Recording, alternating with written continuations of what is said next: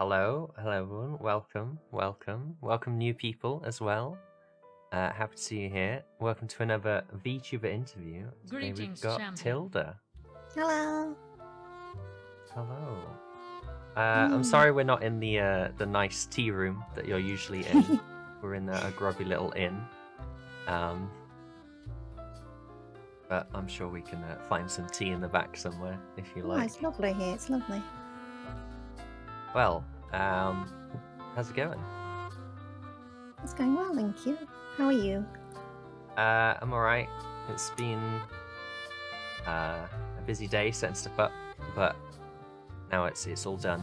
We can relax. Ah, thank you, Dolding. Thank you. Where's the tea room at? We haven't built a tea room at the guild yet. I'm sure Tilda's tea room is around somewhere. I'll have a new tea room soon. Oh, you're getting a makeover for it. We'll have to get into that later. Yeah. But before we do, instead of thinking forward, we're going to be thinking back in time. And we're going to ask you, technically the second question, because I already asked you how you are. But how did you discover VTubers? I would say mostly through Twitch and YouTube. I heard of like HoloLive and stuff, but they didn't really get me totally interested. The ones that got me interested were things like Iron Mouse and Fruit. They're the ones that I first really got into. And from there it kind of just rolled out, and then I found, at first I was like, oh, there's not that many British VTubers, and then I ended up in a Discord server full of like European ones, and that's when I was like, oh, there's a lot of British ones. And then yeah, I learnt so many are out there, and yeah, that's pretty much how it started for me. Yeah, British VTubers seem to be they're hidden about out there if you find them. I think Fruit is British. Yeah, Fruit is British, but I didn't realise for ages. Yeah, when you're in a group of Americans, I guess it gets sort of hidden. I think Bebe is also British. Bebe lives in the UK, but I think they're Polish? I can't remember. Well, they're doing pretty good, and yeah. that counts. But yeah, so you watched a few VShoujo people. Yeah, before there were VShoujo. Oh, what? Yeah, that long ago. It's hard to imagine now. So you've known VTubers for before the big peak. Yeah.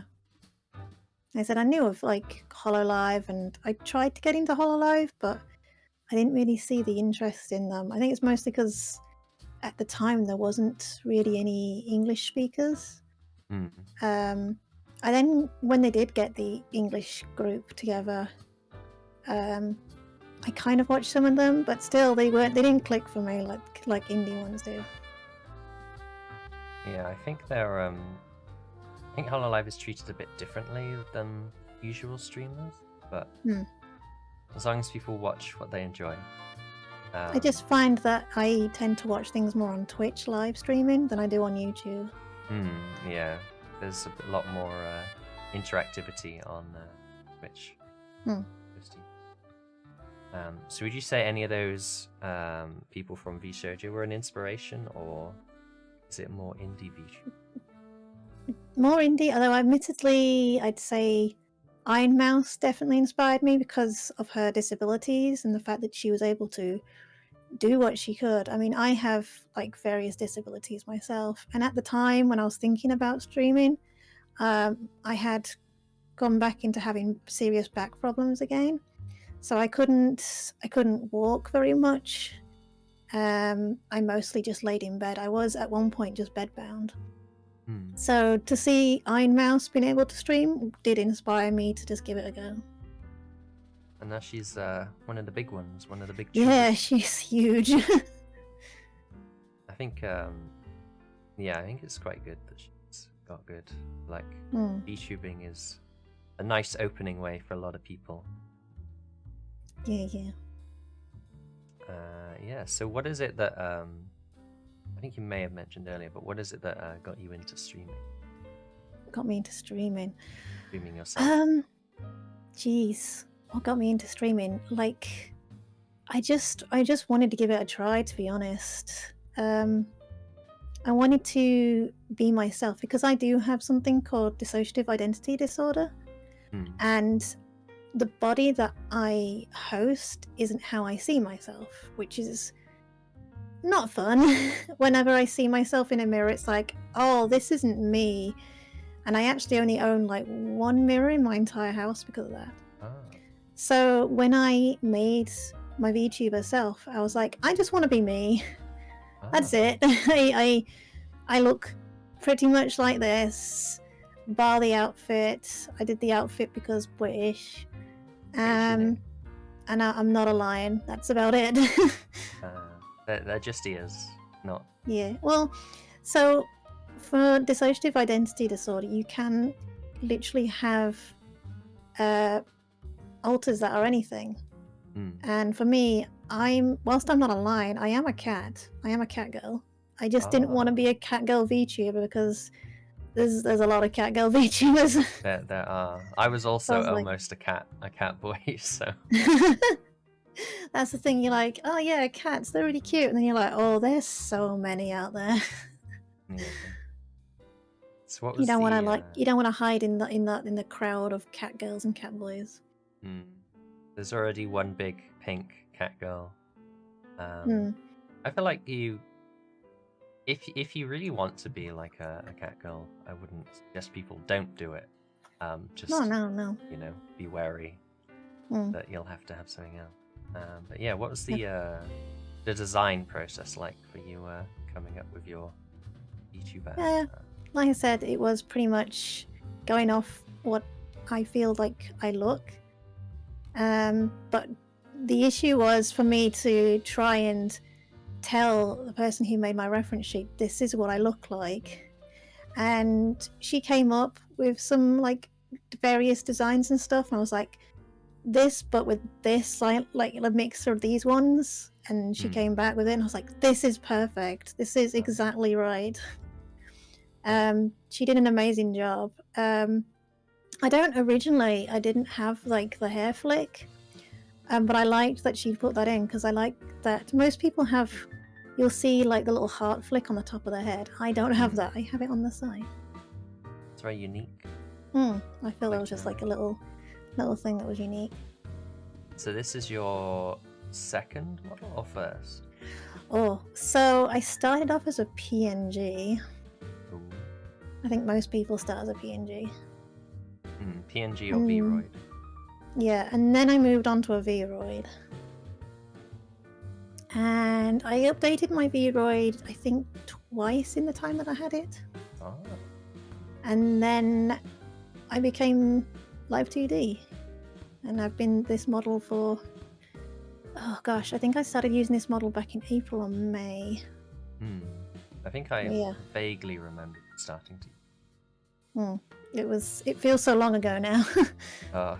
It has been so long, and yet it wasn't that far away. But yeah, it's crazy. I think the creation of EU VTubers is probably like a milestone for European VTubers. Yeah. I've heard rumors of a new model coming soon. Yeah. So it's my 1 year anniversary on the 17th of February of being a VTuber on Twitch. So I decided what perfect time then to have my debut of my new model on my anniversary. It's all ready to go. Yep, it's all ready. Greetings, champ. Ready for I've had it all rigged by Kohaku, and it's absolutely amazing. I keep going on it and sneaking, and I'm just like, oh god, this is so good. It's good. It's good to practice as well, learning to pilot the model, as people say. Yeah. It's such a difference. My current model, the person who rigged it, it was their second rig ever, and they've updated it a few times. They've even given me the original file so I can mess around with it, because I wanted to try and learn how to rig as well. So I can mess around with it if I wanted to as well, but I just don't have time. Yeah, it is a very tricky program to learn. Lots and lots of different settings to fiddle with. But yeah, you started off last year, February, almost a year now. Yeah. And what was some of the early stuff you did? I mostly played things like Stardew Valley. I loved playing Stardew Valley. I will play that again. I really want to play it again. It's such a chill, fun game. I don't know who I'll romance this time. I think I've played it so many times. I think I've romanced everyone at some point, but I might do some fun things where like maybe chat gets to choose who I romance or something. Maybe do something like that. Yeah, I used to have all my animals named after subscribers. That was really fun. Growing the carrots, dating the people. That's a farmer's life. Yes. What was your first stream like? What did you do for your first stream? My first stream? Wow, what did I do? I think I literally played Stardew. And I played that for quite some time. I just found it really fun. And then the other games I played were like Fall Guys, because that started to get really big. What else? The other something was after 2 months of streaming, I got my Twitch payout, and it was enough for me to purchase a Oculus Quest 2. So I was able to start doing VR chat streams, and I'd love to do more of that again because I miss doing VR chat. That was so awesome. I also cried on stream. But in a good way. In a good way. It was a good cry. I think Barry raided you during one of your VR chat streams. I remember you offering him a cup of tea. Yes. I found that quite entertaining. Thank you. I was force feeding people tea and cake and stuff. Take the tea. Eat it, drink it. Do you drink a lot of tea off stream as well? I do. I love tea. I drink mostly Yorkshire tea, but I like Earl Grey, Lady Grey. Assam is also one that I enjoy. There's a lot of teas. I'm not joking, but I literally have in my house like I think about 5 or 6 different packs of teas. Mostly Yorkshire tea, admittedly, but I have all sorts of teas. So until you are challenged, you are the tea VTuber. Yes, I'm not that. To be honest, I'm not that great at making tea. I sometimes start making tea and then walk off, and then about 10 minutes later, I'm like, "Oh, I started making tea." I'm terrible. You need to walk off during the steeping process, and then and come back. Oh, it's done. I need to actually set a timer. Yeah, that's what I started doing. Yeah, I'll get better. It's just especially like since like things grew on my streams and stuff. I'm just like, oh, I'll make a cup of tea whilst my stream starts, and then I'll remember that I forgot to do this. I'll go do that, and then I end up chatting to someone on Discord, and then I'm like, oh, I'm supposed to be streaming, and then I'm like, oh yeah, my tea. Oh no, just lots to do. It's busy. Yeah. Busy time. I'm easily just lose track of things. I have to try and focus. I do not have mental capacity to stay focused. You got this, I believe. I'm notoriously bad for walking off and getting what I'm doing. Shut up! Don't call me out. I make a me. He does. Should hire them for your tea room. Well, Glovy's one of my mods, but he's also my best friend in real life, so he gets a free pass. That's good then. Mm-hmm. So you started off PNG. You did some I almost call it Farmville and Stardew streams. Yes. It's like Farmview about like the. Oh my god, Farmview! Jeez, that was a thing. It was. Wait, wasn't that on like Facebook originally? Yeah, it was. Oh, jeez. It was another time. It was What, a long do those time. things even exist anymore? Do games on Facebook still exist? I don't think. I think the games exist, but not on Facebook. Oh, Not That's- sure. that's a time behind us that we should pretend never happened, right? Yeah. I remember Mafia Wars and all that stuff. Oh my god, yeah. Just they would not survive today's audience. I don't No. think. No. Not great. No. But yeah, I heard you did a charity stream later on. I did 2 charity streams actually last year. My Amazing. first one was St. Jude's. Oh my god, how much did I raise? I raised so much more than I thought I would. I kept having to put my cap up because I thought I think it was $500. I was like, oh, that'll be my cap. There's no way I'm going to make more than $500. And my goal was, if I hit that, I would do, for the first time, VR Phasmophobia. Oh. Yeah, I hit that. Deep regrets. I did it. I did it. It was scary as hell. Yeah, I was literally, people were like seeing me physically shaking, and I was like, I'm so glad they can't see how physically like sweaty I am. I mean, that's ghost stuff. That's what it's like, Yeah. I guess. Yeah, I'm so much better at that game now, but I pushed myself again through that game because one of my issues with my disorder is like being chased is something I can't deal very well with. And of course, you're constantly being chased pretty much by a ghost in that game. So I'm fine with it in a game. It's not too bad.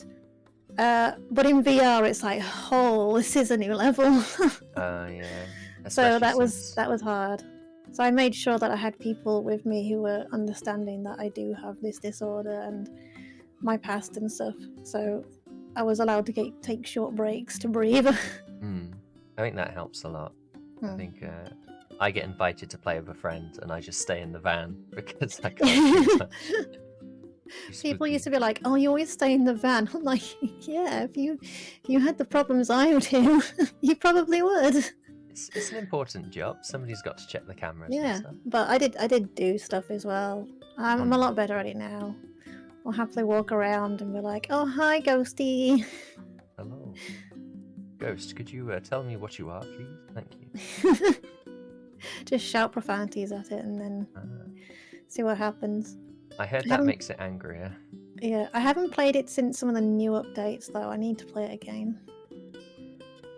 Sorry. Actually no, I did play it recently with Globy, but I haven't tried out like the tarot cards and stuff like that. They look really cool. Yeah. Gotta be careful with stuff like that. It could break, Yeah. and then not good stuff happens. Yeah, I've seen like what can happen if you get certain cards. I'm like, oh no. I don't want to meet you face to face, Ghost. No. And the summoning circle looks kind of cool, but also very scary. I don't think I've got to try that stuff. No. Maybe. You can What was also it? pull so much, so yeah. What was it like doing a charity stream? Was it like much different to a normal stream? Oh my god, it was so different. All I can say is, if anyone is like considering doing like a charity stream, like prepare yourselves for the likelihood of you crying. Oh, Because people are so nice, honestly, super nice. To have people donate so much money for a good cause, and help you do that for something like that, it's very. I cried so much. I really did. Mostly off stream, but then I cried, I think twice on stream in the end. Especially when I hit over 1,000, I just burst into tears. oh no! But you did it. Yeah. Praise Yeah, awesome, yeah. It was just absolutely amazing. So yeah, if anyone there watching is ever considering it, have some tissues.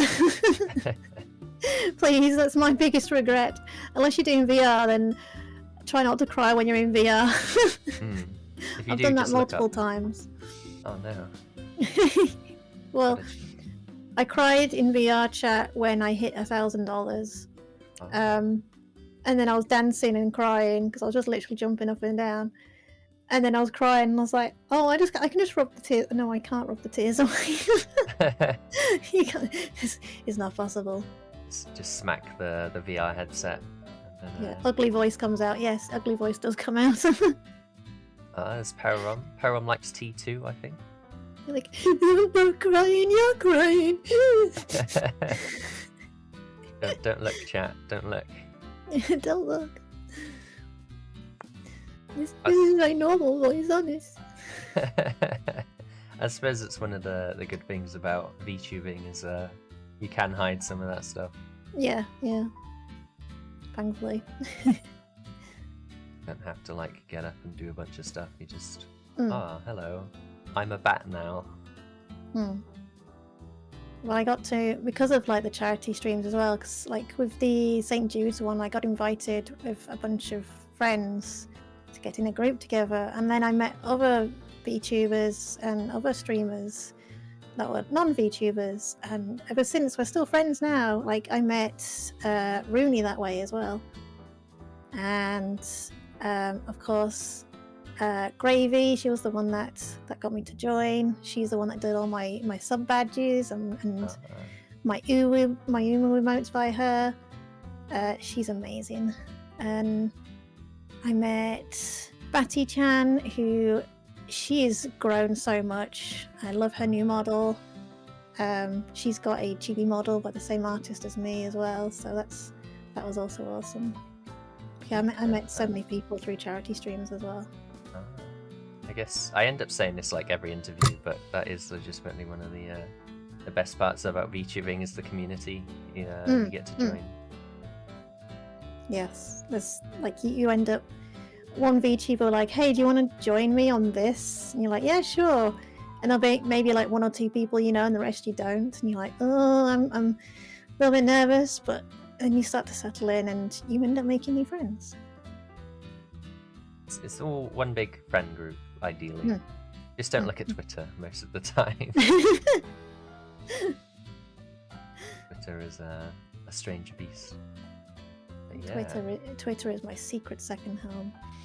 I spend way too much time on Twitter. Oh yeah. There's a I'm lot fairly to look at. I'm fairly sure sometimes I'm the reason that it's deep and dark in there. Oh no. What have you done? No one needs to know. Oh, okay. We'll save that for the after dark interview on the deep web. On the dark web. So, I think what most people will probably know you for now is your ASMR stream. So when did you start doing those? So I've always been into ASMR for a very long time. I started watching ASMR originally on YouTube. And there were certain like triggers and stuff that I saw on videos that I really liked. And then I was like wandering over Twitch, and Twitch decided one day to add an ASMR channel. I was like, holy cow, this is amazing. So there's a whole category for ASMR now on Twitch, because it didn't used to exist. And then I found a couple of people that I'd watched on YouTube or on there, and I started watching them live stream. And then I also found some VTubers that did ASMR, and some British ASMR streamers as well, who I watched grow from getting affiliate all the way to partner. And that's what inspired me, really, to give ASMR a go. I was like, I can do this. I think I know how to do this. You turn mic on, put gain on, and you whisper things. I think that's pretty much it. Yeah, that's it, right? Don't quote me, guys. Don't try this at home. There's a bit more to it than that, I promise. How did you find your first ASMR stream? Kind of scary. My first one was not too bad. It was the second day that was very wild. I went from having like 30 viewers to I think I hit maximum 500. Oh shit! I was Pretty like, good. oh, I was holding. I think I did cry on that one actually. ASMR because cry or normal cry? I think I was trying to make it ASMR. I'm not sure if it did. But it was because I got raided by 2 streamers from the ASMR community who were inspirations to me that I used to watch all the time, and I still watch them. And they raided me on that day, and I just couldn't believe that they even considered wanting to raid me. And since then, they've invited me into this ASMR community, which was interesting because they actually said to me, like, all these ASMR streamers, I was like, wow, a VTuber who wants to like communicate with us. I'm like, why not? And I'm like, oh, because there's just not that many VTuber ASMR streamers that want to hang out with us. I'm like, really? Like, I don't see the problem. We're both doing the same thing, right? We're just making people feel good, happy, relaxed, be we in anime form or in real life form. It doesn't matter. And they have been the most kind-hearted, friendly, funny people that I've ever met, and so welcoming. Yeah, you've bridged the gap between VTubers. And now in that community, in that because we have like a little secret Discord, there's quite a few VTubers in that group now, and it's like, yes, finally. You've been the ambassador, and you brought over some. Yeah. When you do your VR chat, not VR chat, ASMR streams, do you tend to focus on the triggers that you enjoy yourself, or do you try to do a wide variety? I mostly do like just kind of like softly speaking or whispering. Like, I just like to talk to my chat. But I do try and do some like triggers. Most of the ones I do are just ones that people have said that they like in the past. Like, a lot of people like it when I do I always welcome people to my stream when they follow me. And it got to the point where people really liked what I did. So I ended up making it in a redeem, and it's one of my most used. Along with, people love it when I write down their tea. They do like a tea order or a drink order. And I literally have a notepad with a pencil, and I write it down. And I'm not scribbling, I am writing it down. So I make sure. Filling up now, that notebook. Yes, well, this is my second notebook already. You're gonna keep the first one? Oh yes. All those orders. I think I've ordered a few times. Yeah. It's pretty good. Highly recommend it. So do you have any tips or general advice for people that might want to start ASMR streams? My biggest tip is, you don't need an expensive microphone. You really don't. You don't need a 3DO or whatever. I just use a HyperX Quadcast, which I got on Amazon at a discount, and that works fine. It has a setting just like the Yeti does. The Yeti's also good. A lot of big streamers that do ASMR still use a Yeti as their main audio output. So don't feel like, oh, you can't do this because you're using a USB microphone, and that's perfectly fine. And I am going to hopefully get a 3DO at some point, but again, they're expensive. They're like £300 in the UK. And then I think you also have to get the like mixer and stuff as well, right? Exactly. The mixers aren't too expensive. They're still like 60 to like £100 for one that you'd want to work with something like a 3DO. So yeah, and you have to make sure it does work with that type of audio quality as well. And then there's things like, I'd love to be able to do more like sound stuff, like reverb. I've tried reverb. I just cannot get it right. One day I'll master it, and I won't sound like I'm stuck down a well, and that Oh, Lassie yeah. is ignoring me. Lassie's gone off No, to Lassie. the tavern. Lassie is sitting in the back room of the tavern, ignoring me while I'm like, Lassie, help! I'm falling down a well. What's that, Lassie? A VTuber's fallen down the well? Oh no, you're just ordering. Okay. No. Oh, what beer would you like? Ah. Please don't feed your dog's beer. But even if they ask nicely. You can make a cheap 3DO setup. How do you make your own 3DO setup with some elbow grease? Yeah, you can do. Like you can have 2 microphones and do it that way. The only downside I've had with trying that is sometimes if you're not careful, you do get like audio from, like, it bounces the sound from both. I have tried doing 2 microphones and it's not very comfortable. You have to get the right audio quality. Again, I think having a mixer does help there though. Yeah, I imagine it does take a lot more fiddling. I do have like a tascam, but I haven't used that in a while because I need to get that sort of sound perfect. But that's really good for ASMR, and they're not too expensive either. Oh. They're like a little, like, basically a tascam is like what you would use if like a radio interviewer would use it if they're out and about outside to interview someone. It's quite small and it has like 2 microphones, so it gets sound really well. Are they like the long ones?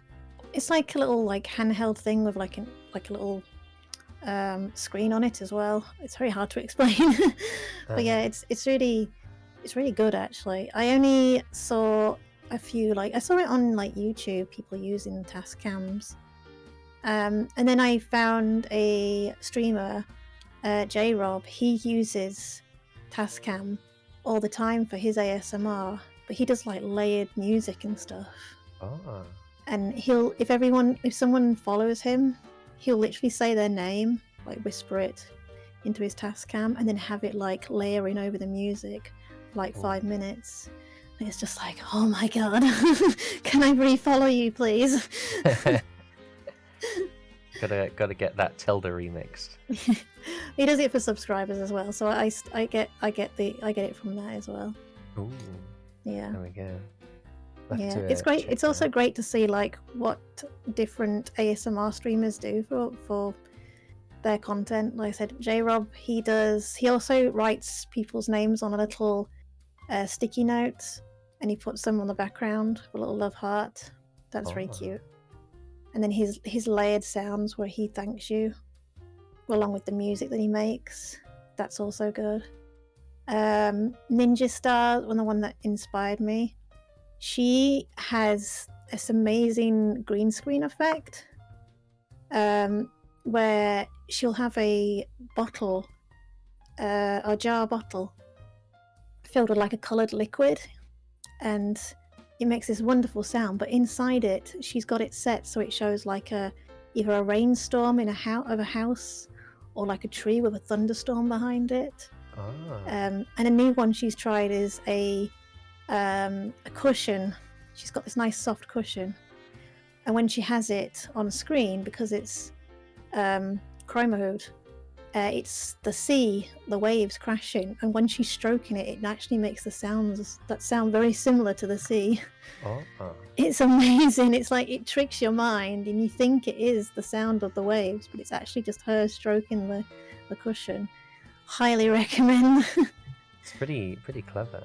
There's so many clever ways to do ASMR with It's both also, like audio and with like visuals. Yeah, I like seeing all the different things people do. There's so much variety.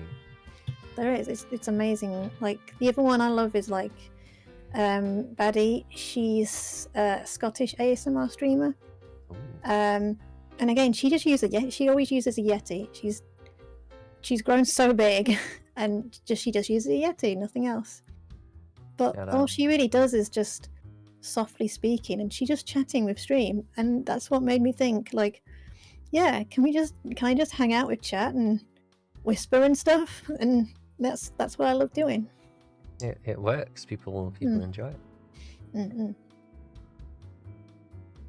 There's a lot of interesting stuff on YouTube as well, but I haven't checked for a few years. But I remember seeing all the different like role plays that people would do. Yeah.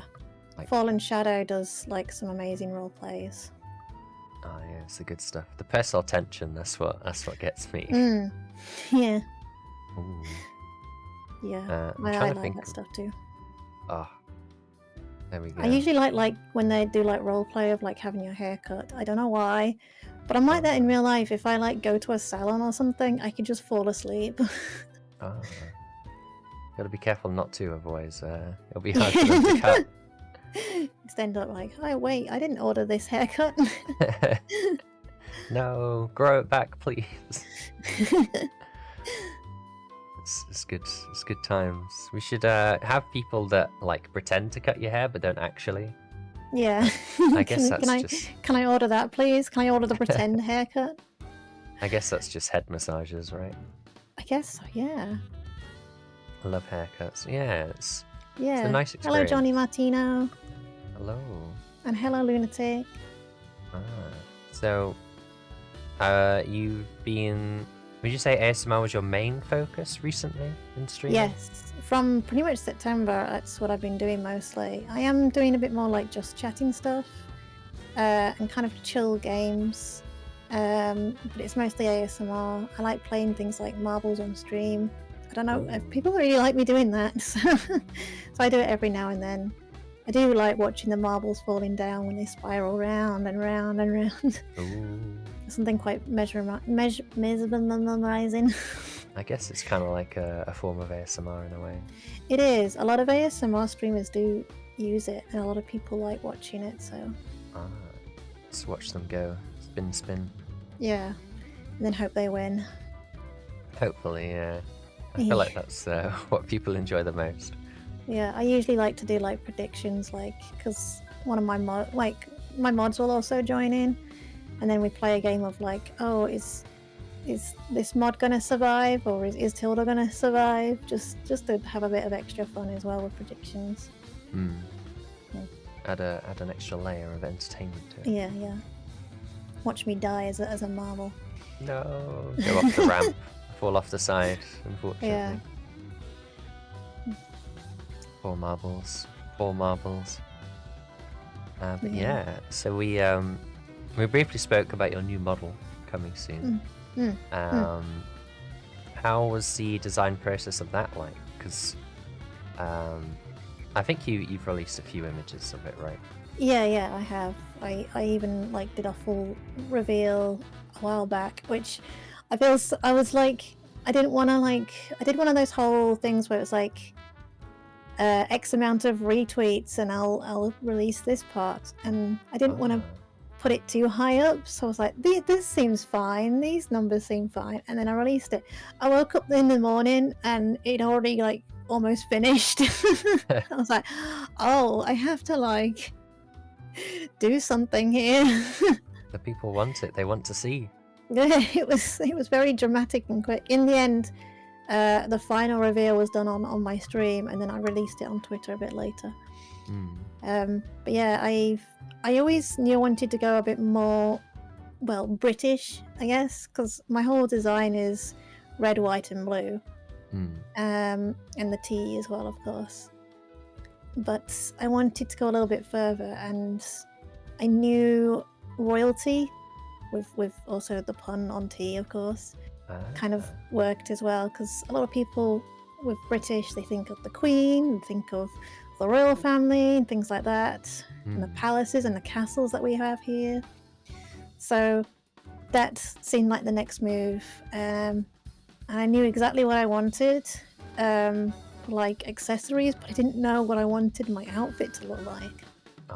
So I contacted a fellow VTuber friend, Ruru, and I literally gave her a I don't know, what would I call it, like a mood board, I guess, of ideas, and I was like, I like these things, can you mush it together and create something? And she came with a few design ideas, and then she was like, hey, why don't we try this? So we tried this. I was like, oh, I really like it. Hey, let's try this. I'm like, oh, I really like it.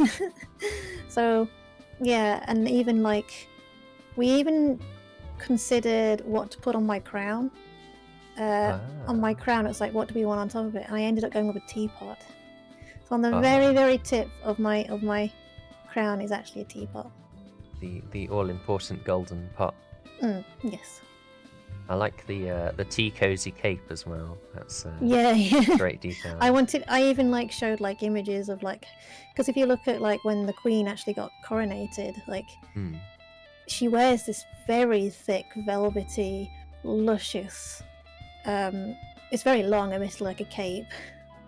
I didn't want it to be as long as that, but I wanted it to be that sort of thick, floofy, soft feeling, and it was caught perfectly.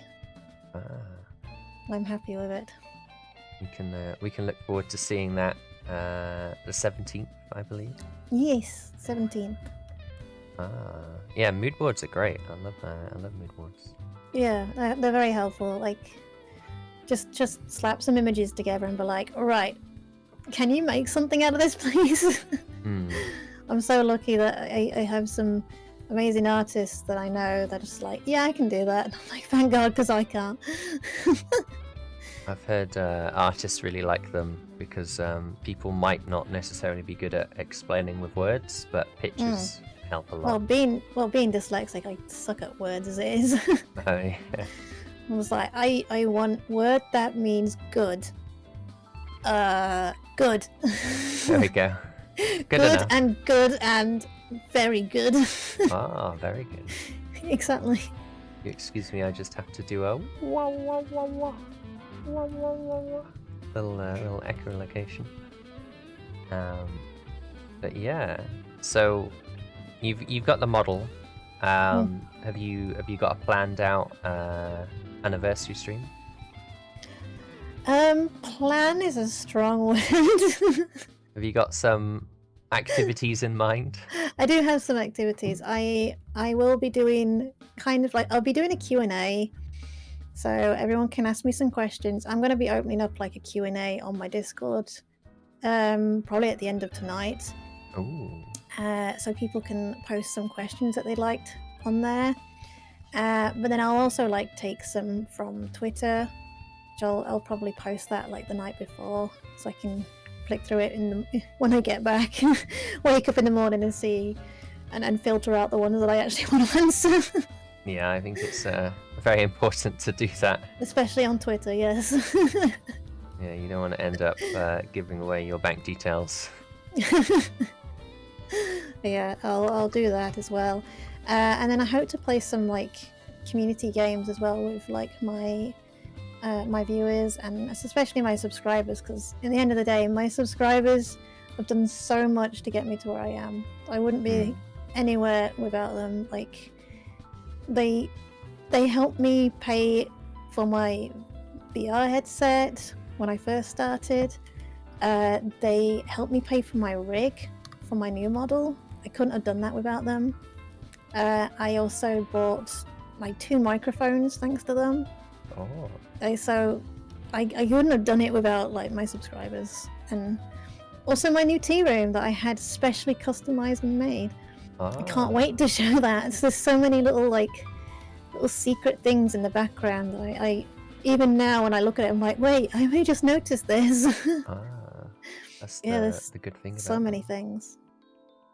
We'll have to do a tea room tour on the day. Oh yeah, definitely. I've only showed like little sneaky peeks of it. Like I've got little flowers on the tables that I've shown, which I've carefully picked exactly the kind of flowers that I wanted.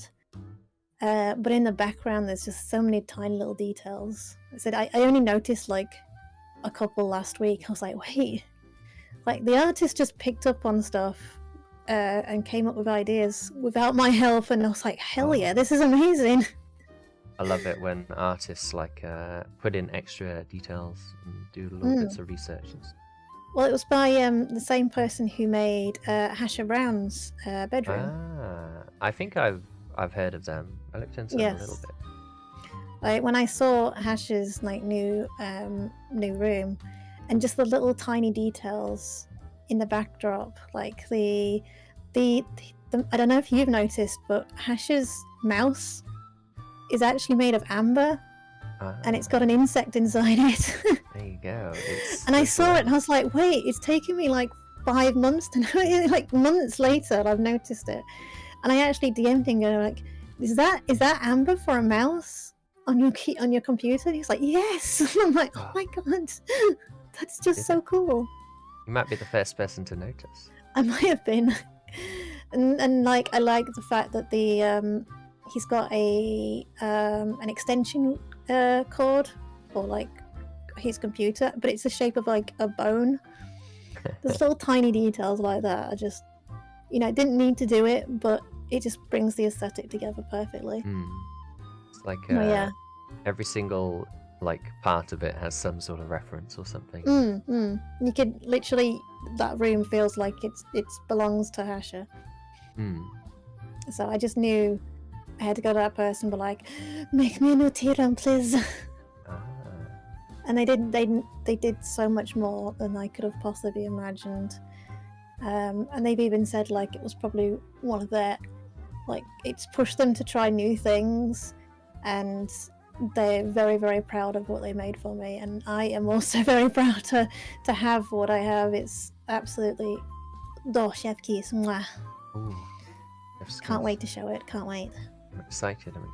I want to see all the British references. There's like British stuff. There's just stuff about myself, which I can't wait to talk about, because I know some people were just like, "Oh, what's that? Why is that in the background?" And I'm like, "Well, because of this reason." Gonna be some good talking points. But yeah, so you've got a new model. You've got your new tea room. Big anniversary stream coming up. Hell yeah. Is there any other like content or games you'd like to stream in the future, or activities? Oh, well, my next big activity after my my debut will be my birthday stream, which is the 3rd of March. Nice easy number to remember, guys. 3rd of the 3rd. 3rd of the 3rd. 3-3. Yeah, 3-3, yes. But because I am a lion, but also because I was born on the year of the tiger, rawr. What I want to do is get my community and everyone to help me raise money to adopt as many lions and as many tigers as possible. So we're gonna adopt big cats. Adopt them all. Save the big cats. Gotta adopt them all. So I've chosen a wildlife park in the West Midlands, because they have tigers, but they also have white tigers. Oh. And they also have lions, and they have white lions. Oh shit! I think I know. So I'm like, hell yeah! We're getting all the lions. We're getting all the tigers. We're doing this. Sponsor them all. Yeah, gotta get as many of them as possible. I contacted them as well. I was like, is there a limit? And they're like, nope. And I'm like, cool, thanks. Yeah. Just keep going. And then I asked them, because they don't have a charity themselves, but they work with a charity. So they've given me all the details for that, in case, like, if I go over or have some leftover money, then I can put it towards a good cause as well, to help big lions. Big lions, big tigers. You're gonna raise so much money that if anyone goes to the enclosure, it'll say sponsored by TildaTea. I'm not sure what I'm gonna write. I don't have to put my name, or if I put like, I want it to be like my community that did it, not just me, because all I'm doing is going, please help me get cats. You want big cats. So I might like put like, I like Tilda's Twitch chat or something. You don't have a name for your community? No, I never really picked one, because I know people have like nicknames for like their chat. I don't know. I've never really thought of one. They're just like my customers, really, usually, because they'll order tea and other drinks and stuff. So they're just my clients, my customers. Yes, It's a my good name buddies. for it. Hmm.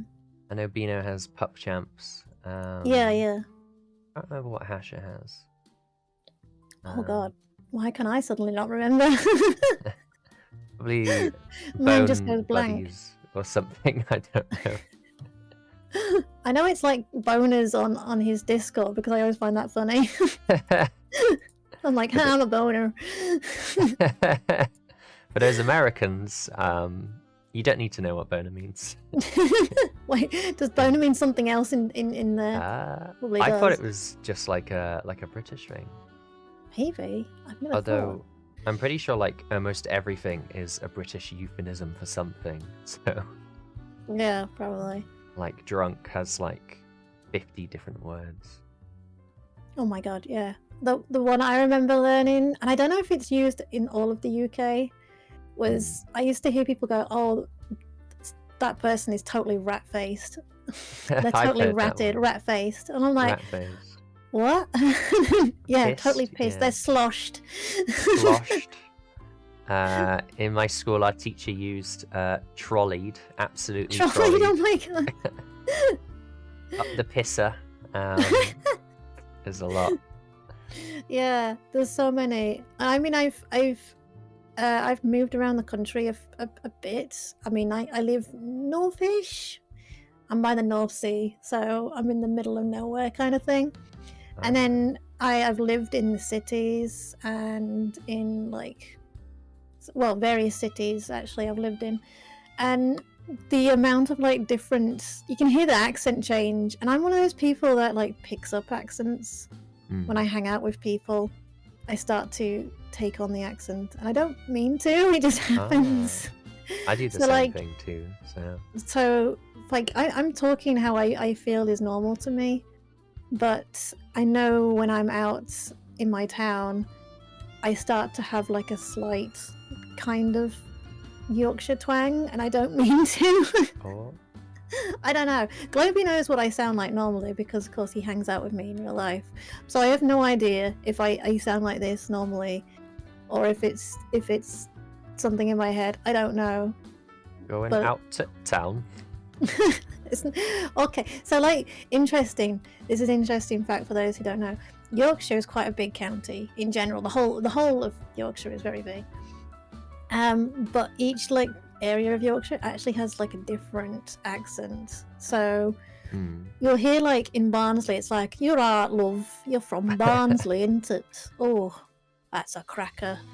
Oh. But here it's like, we don't really lose our H's. So like, it's not hello, it's hello, love. Oh yeah, add me a hello. There's signs around here that say things like hello spelled in the exact way, and you're like, oh God, cringe. Hello. We still say our H's here. It's less about the H in some parts of Yorkshire, because it's like on the tuz as well. It's kind of like sometimes dropped as well in areas of Yorkshire. But for me, it's not so much. It's a weaker version, I would say. You hate it. Wait, do you hate my accent, or do you hate just the accent around here?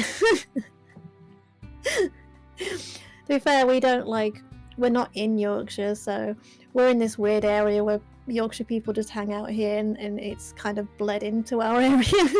And because I live on the outskirts of Yorkshire as well, so it's like you just hear it all the time. All that good stuff.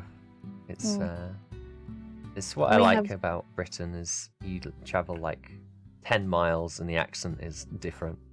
Oh yeah, it's like, so for me, I don't know, like from between where I live and where like Globey lives, we don't live that far apart, but like hearing local people's accents sounds completely different. And I'm like, wait, why do you not sound like these people over here when you live like 20 minutes away? It's very weird to me. It's quite funny though. But I used to live like close to Birmingham way, and Globey will know. I picked up that accent. Globey, I did have that certain accent that you hate so much. And I did have it, and I'm very thankful that I've lost it.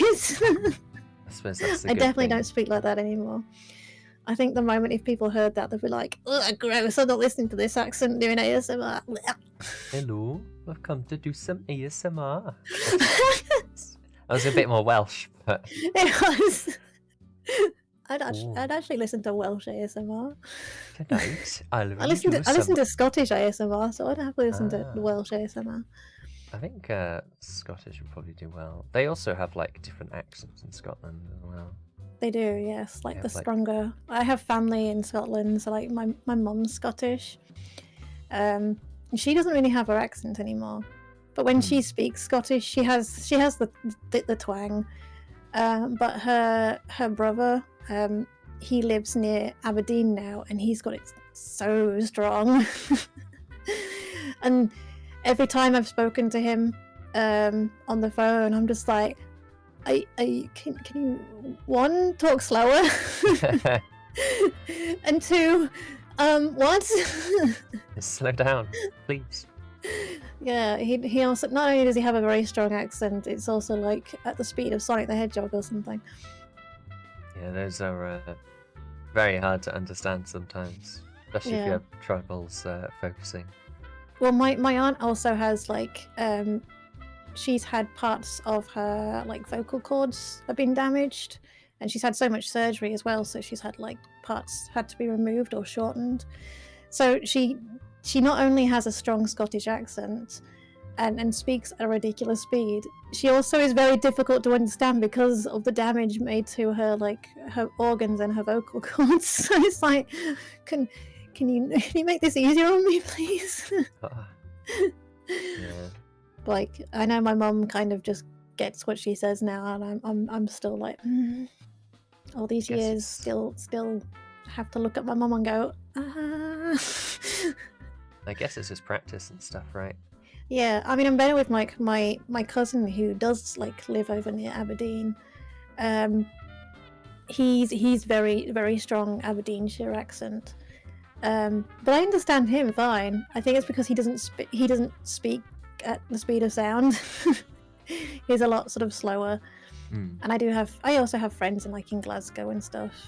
But again, their accent's really quite gentle, which I don't expect from Glasgow, but yeah. It's what it is sometimes. Mm. You've got to communicate. And then you've got America, where it's you travel 4 hours and it's the exact same. Because their states are so big. American accents really interest me actually, because say my father, he has a sister, which is my aunt. They moved to New York where they had their child, and they lived like near Boston. And you think of like the New York accent, and you know what it is, but then you don't think straight away to the Boston accent, and the Boston accent is very different to the New York accent. And their daughter started when her first words were with a Boston accent, and at that moment they were like, "Yeah, we're moving back to England." Hey ma, I want to go donkeys. It was just so strong, and they were like, "No." That's No, we're leaving. Bye. that's an interesting reason to want to leave the country. Like, not in my household. You do not speak with that tongue. We speak the Queen's English only. Oh, I love it, and I've heard little like tidbits of how she used to speak, my cousin. It's quite funny thinking that, because she doesn't sound like that at all now. She lives in Wales now, so she's got like this weird mixture of English Welsh accent now. Yeah, So it's funny listening to that. the border of Wales has some interesting mixtures of accents. Yeah, I think she lives like on the sort of border of it. She does work for in fact she was worked with the I'm trying to think which one it was. She worked on one of the COVID vaccinations, like researching it. I can't remember which one she worked on, but yeah, I know she did that because she had like basically people were working constant, like they didn't sleep. They were just trying to figure out, like, this was like very early of 2020. People were just like panicking, of course, like, what's going on? Why is it spreading? Why is it doing this? And so researchers and scientists in these laboratories were just they were just doing all-nighters, like 6 days, 7 days a week, just barely sleeping. And it's crazy to think of now because it's not so much like that. It's still chaotic, but it's definitely not as bad as it was. Yeah. But yeah, it was amazing because I remember when they got the breakthrough, like getting an email from her and being like, "You won't believe it!" It's like she was so happy and just so excited. She was like, "I don't care that I haven't slept properly in months. Just knowing that we're gonna help people is just They've done it." Yeah, it's nice seeing her like love her job as well. Imagine it's one of the more unique jobs of science, chemistry stuff. Yeah. It's especially when it's something like a disease or a virus, a new one as well. Trying to discover like how to combat it. It must be, and it doesn't happen very often. Like, we haven't had anything like this. Well, I don't think we've had a pandemic. Not in our lifetimes, no. Not in our lifetime. I think the nearest was what's the thing before a pandemic? Endemic? No. Maybe, I don't know what it's called. What was oh god, what was the last big thing we had? There was polio. Polio? Yeah. I think polio was bad. We had it wasn't pandemic. The Spanish flu in the 1920s. Oh gosh, yes. Yeah, like the polio went on for a very long time. It was epidemic. Yes, epidemic. That's what I'm looking for. Yeah, no, polio was an epidemic. Because there's the people who like have got the iron lungs. Yeah. Yeah, that's crazy to think now, because of course now we have this jab that we have when we're very young, and there's only like 3 countries that have very small amounts of like polio. To think it used to be every country had this mass amount of cases of polio. And that would have been, I'm trying to remember when it started. It was the early 90s, that's for sure. I think so. Really, when you think about it, it's like that's still not massively long ago. And the jabs didn't come out until I think like the 70s or the 80s or something. Only like, which is crazy to think. 30 years ago or something. Yeah, it's boom world. I still think it's the mid-2000s every now and then. I know. I still think it's like thinking we're in the 2020s now, and it's like, what? 2010 I remember when it was like 2010, and that feels like that was just around the corner. It's getting old. That's what it does. Oh, don't know. We're boomers compared to a lot of VTubers. I feel. I'm a millennial. Thank you very much. Oh, yeah. I'm definitely a millennial. I am stuck to my phone like a proper millennial. Stuck in the middle, and then there's Zoomers. Yeah. I mean, I have 2 children, and one of them is like on the cusp. I can't remember if they're a Zoomer or an Alpha, whatever it is. Like and one of them is Gen an Z, Alpha. It's or Gen. I don't know. I can't remember. They're Alphas and Omegas and Beta. I don't know. You sound like Yu-Gi-Oh cards. I play the Omega. Oh. It had its tea, now it's bedtime position. Yes. Put it upside down on the side, yes. That's kids, always getting into weird positions. Getting up to mischief. Oh my god, my smallest human, I always call them my small humans, but I have big small and smallest small. Because both of them are small, regardless. But my smallest, she has so many toys. in her bed, to the point I'm like, can you even sleep in this? Did they fit? No, well, yeah, being as small as she is, yes, but I have no idea how. Hmm. And then sometimes when she can't sleep, she's like, "Oh, can you get into bed with me?" And I'm like, "I'll stay here for a few minutes." And I'm like, I can't even get in the bed for God's sake. Maybe if you tidy your bed. There's so many Pokemon toys. They've been collecting. So like, you can buy the starter Pokemon. Hmm. You can buy the plushies of them, and we've got so many of them now, but not all of them. We're slowly getting there. Hello, Polaris. Thank you for Hello, the raid. Polaris. I can give you a little. Oh, I need to move that. I broke that a bit. But yeah, welcome. Thank you for the raid. I hope the arts were going well. But yeah, is it mostly like soft toys in the bed, or is there some like plastic toys? Oh, they used to be. Well, so my washing machine's not working at the minute, so I went round to my parents' house to get some washing done, and my mum was like, "Oh, do you have any bedding to do?" I was like, "I do. I'll bring it round another day." And so, just as I was putting my smalls to bed tonight, I went to look at my oldest, my big smalls bed, and there's so many random things that I don't understand. So it's like the normal things, like a blanket, fine, like a Harry Potter blanket, fine, normal. And then there's some Pokemon toys, yep, fine. There's some Build-A-Bear Workshop toys, fine, normal. There's about 5 books. Okay, I mean they're best put in a bookcase that you have in your room, but okay, I guess if you want to lightly read 5 books in the night, that's fine. Never know. Whatever. Then there's a hairbrush. Okay.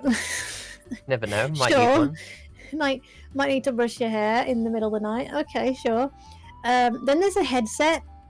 Yeah, in case you want to, I don't know, game at 2 in the morning. And then there's starting young.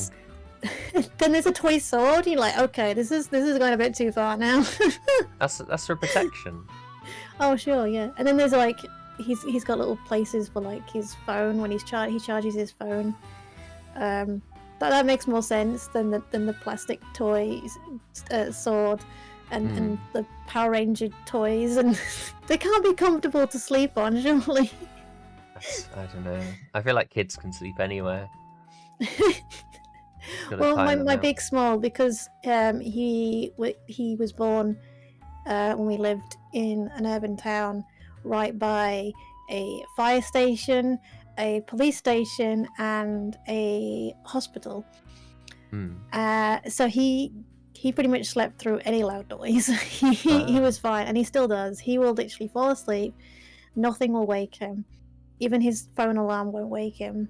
But smallest, however, she will wake up at the sound of like the slight creak, because I've tried to sneak into the room to say just check on them, and she'll be suddenly bolt upright, and I'm like, hi. She's ready. And she's like, I am awake. I have awoken. You have alerted the horde. She's like, I have awoken. Oh, mother. What do you desire? Why are you in my quarters? There's been a few times where I've gone to check on her, and she's literally asleep, sat upright. I'm like, are you okay, hon? How? Like questioning whether she is asleep or not. I'm like, oh no, she is actually asleep. Hopefully you won't need to call in an exorcist. It's just No, it is pretty like because they have like a nightlight, but so the nightlight being that it's dim anyway, and all you can see is this child sort of upright. You're like, oh god. Is she okay? Do I need to call an old priest and a young priest? Hopefully, but we'll see how it progresses. We'll get back to you on that. But yeah, so we've spoken a lot about your VTubing stuff. We've spoken a little bit about offline Tilda. I've heard rumors that you're big into the card games. Oh yes, I like playing Pokemon trading cards. I have so many cards. I need to do some more unboxing streams, which I will get back to. I'm currently like changing things in lots of things happening in real life, lots of things. But I have, oh my god, like I have 1, 2, 3. I'm looking at them now. 1, 2, 3, 4, 5. I think I've got like 6 boxes of Pokemon cards, maybe 8 actually. Oh god, I think it's 8. And I've got one behind me. Oh god. All of them, all the Pokemon I've got cards. Celebrations still to open. I've got I think it's a Chilling Reigns box to open. I never opened a Chilling Reigns box, so that'll be fun. Yeah, I love Pokemon cards. I love playing Pokemon, especially the trading card. I used to play it a lot online. I do want to play it more online again soon. I have a stack of, I think, about 80 QR codes to play through. Oh boy, you gotta do them before they expire. Yeah, they shouldn't expire because they're moving to Pokemon Online rather than TCG Online. I don't know, they're changing it up. But the codes are supposed to work either way on both, thankfully. So that's fine. But I stacked them all up on my computer desk thinking, right, I'm going to go through, like, I'll just do like 10 or 20 in a day because I can use my phone connected as a webcam and just flick through them really quickly and be done. So I put them by my computer, went to get myself a drink, and then I heard my cat jump on my desk and they just fell all over the floor, and I'm like, oh no. And I still, every now and then I find another one hidden away, and I'm like, oh, for God's sakes. Thank you, cat. Thanks. There's just so many. I'm like, I wish I was joking about how many QR codes I have. Oh no. And then people like to send me DMs going, hey, I have some QR codes for you to use. I'm like, no, thank you, but I have so many. Oh no. I'm like, that's so kind of you. Please use them yourself. Yeah, it shouldn't take too long to go through them all. No, and I love, even like when I've had some like amazing pulls online, because of course the online ones aren't real cards, but I don't care. I'm like, I get so excited when I pull something awesome, even online. I love the artwork more than anything. I don't care how much they're worth half the time. Some people freak out because like I'll have like a really, really good card that's worth a lot, and I just like throw it around and stuff, and they freak out, and I'm like, it's a card, and I love it. I am not going to do anything with it. Like I have I still have my first ever holo, which was, it's a original Pokemon trading card from the original series, and it was Nidoking. I still have it, and it looks like a child chewed on it. And I'm pretty sure a child did chew on it. I'm pretty sure I did some various things. But back then, like, we didn't have like sleeves and stuff. Especially they weren't like, I mean, they did exist, but like you'd have to go to a specialist store, and they were very hard to find. And online wasn't really a big thing in everyone's house. We didn't have internet until way after. I mean, I watched Pokemon on basic TV on ITV before I had like Sky and stuff. So yeah, I remember watching it on SMTV. That was it, SMTV. Yeah, I think it was it Anton Deck? I think it was Anton Deck that did that show. I think so. I'm fairly sure it was. I remember like they made jokes that should not have been made. And even I was like at that age where I was questioning a lot of things. So hearing some of their jokes, I was like, doesn't that mean something else? Hey, you can't say that on TV. Like, can you say that to children? Cool, I can say that to my dad. I probably shouldn't say that to my dad. Uh-oh. Be careful, children. I don't think we have any children in here because this is a mature stream. But Here's a question for you, since you've been asking me questions. Mhm. Like, have you ever like said a word that's actually bad to say like a teacher or your parents or something, or someone that you look up to, and not realize what it meant? I said vagina in the dinner queue at school, and the dinner ladies gasped. I think that's the only time it happened. Oh, that's not too bad. No. I didn't know what wanker meant. And I called my dad that. Uh-oh. And yeah, that went down like a at least when he literally just said, "Do you know what that word means?" And I was like, "No." And he just told me, and I was like, "I'm so sorry." It was quite like maturely done. He wasn't like massively angry. He was just like, "I'm pretty sure you don't know what that word means." That's probably the best way to go about it, rather than just getting angry. Yeah, I think he figured that I'd learnt it from school and was like, "You think it's just some word that you use against people?" Yeah, I'm like, "Yeah, I didn't know it had an actual meaning." I mean, that's mostly how the word is used nowadays, but yeah. Yeah. I mean, I think a lot of like words when, I don't know, like with yourself, but when I was growing up, a lot of those words aren't used anymore, like in a negative way, like certain words especially, which is great.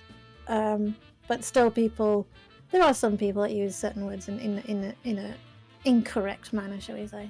Yeah, I'm of the mindset that words aren't necessarily positive or negative. It's more of how you use them. Use them. Yeah. That is true. Like Australians use cunt as a term of endearment. Yeah, well, kind of the same in the UK, but it's I'd say less so. But like, if you just said, you know, "Oh, you cunt," you'd be like, "Ha ha ha," kind of thing. But especially, it's more like in an area of the UK, I think. Like in the posher areas, hell no, don't say it. One, he's a cunt. But I hear it around my area, like it's going, "Oh, bloody cunt," and you're just like, it's normal. We're like, okay, sure, whatever. Yeah, like I think it's still a negative one, but not like a horrendously negative. It's just like no, it's interesting. Comedy. The English language is very, very interesting to me. It's evolved a lot over the years as well. It's also full of words that I look at and I'm like, how do you say that? Like, so the word dyslexia or dyslexic, like, for a dyslexic person, that's the worst spelling in the world. Yeah, it's like DY and then... Dyslexic.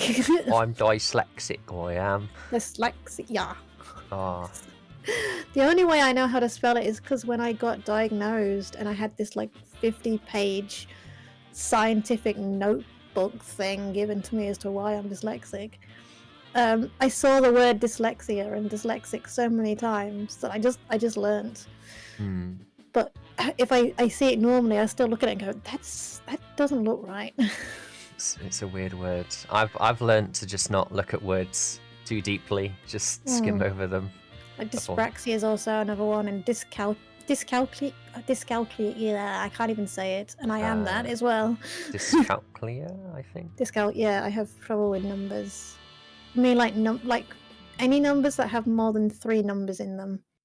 The numbers, I see them, I know what it says, but I will then say those numbers in the wrong order. Oh no.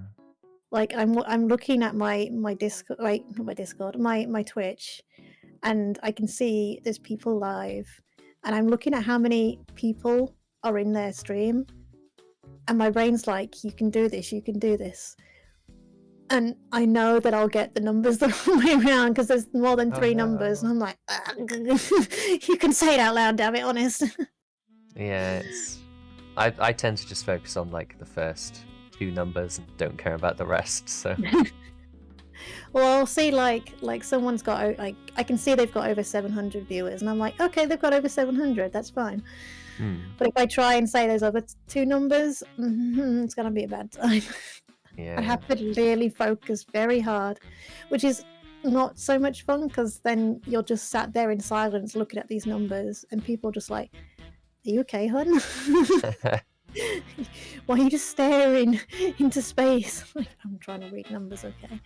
Yeah, just give me a minute. We'll get there. We'll get there.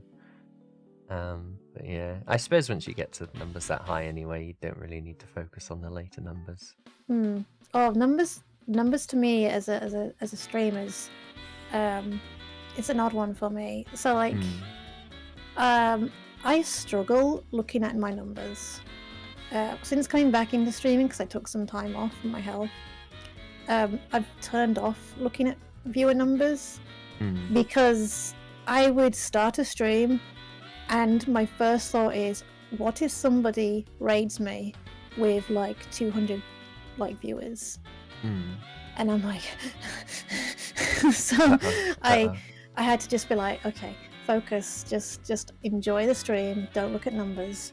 The only times I really see numbers is if someone raids me, but thankfully by then I've already been streaming for like an hour or two, and even then I'm just like, okay, so someone just raided me with 100 viewers, probably about 20% of them are going to drop off, because they'll have just spent 4 or 5 hours with a streamer, and they've probably got work to do or food to make, whatever.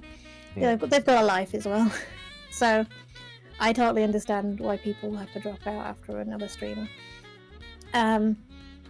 But then after I finish my stream, either Globy like DMs me and you will say like, oh, you did really well because you had like this before your raid, and then you had this during raid, and then I'll look at my Twitch and see the insights, and I'm like, oh, I'm so glad I didn't have numbers on my screen.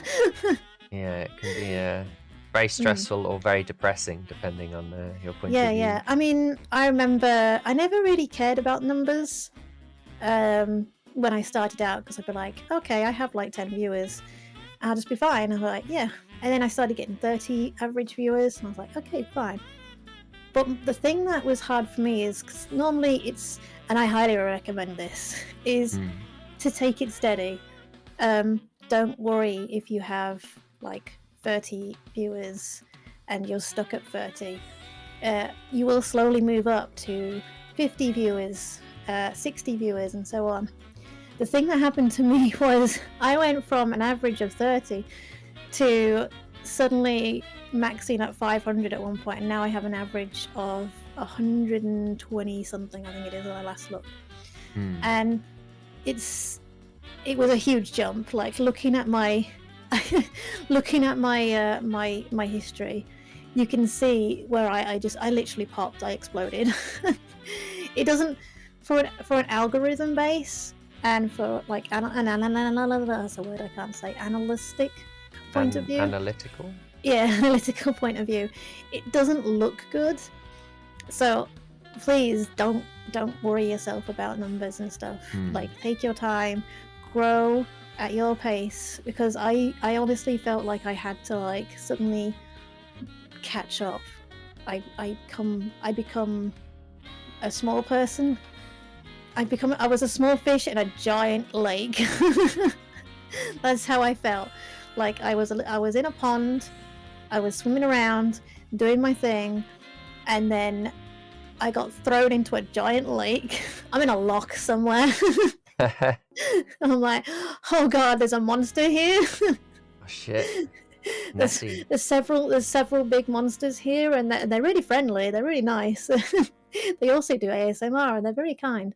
But at the same time I'm like, Yeah, it's I think it's important to remember, as long as you have like, well, I think it's like 3 viewers, you're doing better than like 80% of Twitch. So yeah.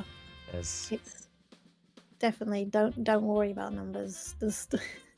It's one of the things I'm fighting to get over, because like I said, I have the problem of, just because I made that huge jump, and I'm just amazed that because people with big numbers raided me, and you kind of have that fear that they're not going to stick around, that I was just this trial thing. but they stuck around. Oh, I don't know why. there you go. They like your ASMR. Yeah, they obviously like me to whisper abuse at them. So They wanted some tea. That's what it is. tea and After stream abuse. tea. That's what I do. Two things the British are good at, I suppose. It's like, get up close, go, you fucker, what do you want? Oh, you wanker. Oh. That's Getting really close, just getting really up close and personal.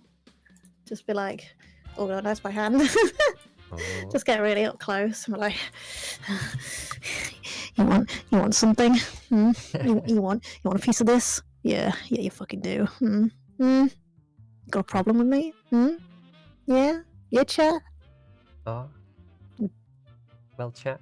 Well, do you have a problem with my tea? Better not. You ain't get a refund. Your tea's too nice. That's the problem. There we go. I think I'm the normal knife. I've got to fix my hand now because I broke it. I have to fit it here. Oh, I've bent Use it of now. head pats. I don't think the head pats work here, but Oh, I did that. There we go. Kind of. gotta look after your tea. Still hot after like a while somehow. I can turn it off. There we go. Magical tea. Magic tea. Magic tea. Oh god, I remember that. That's probably like I just showed my age like a billion. To be fair, that was old for me. That was like BBC used to do these things called Look and Read to teach kids like sounds and stuff and how to write. And we had the magic pen, is it magic pencil or magic pen or something? I don't know. It was pencil, but yeah.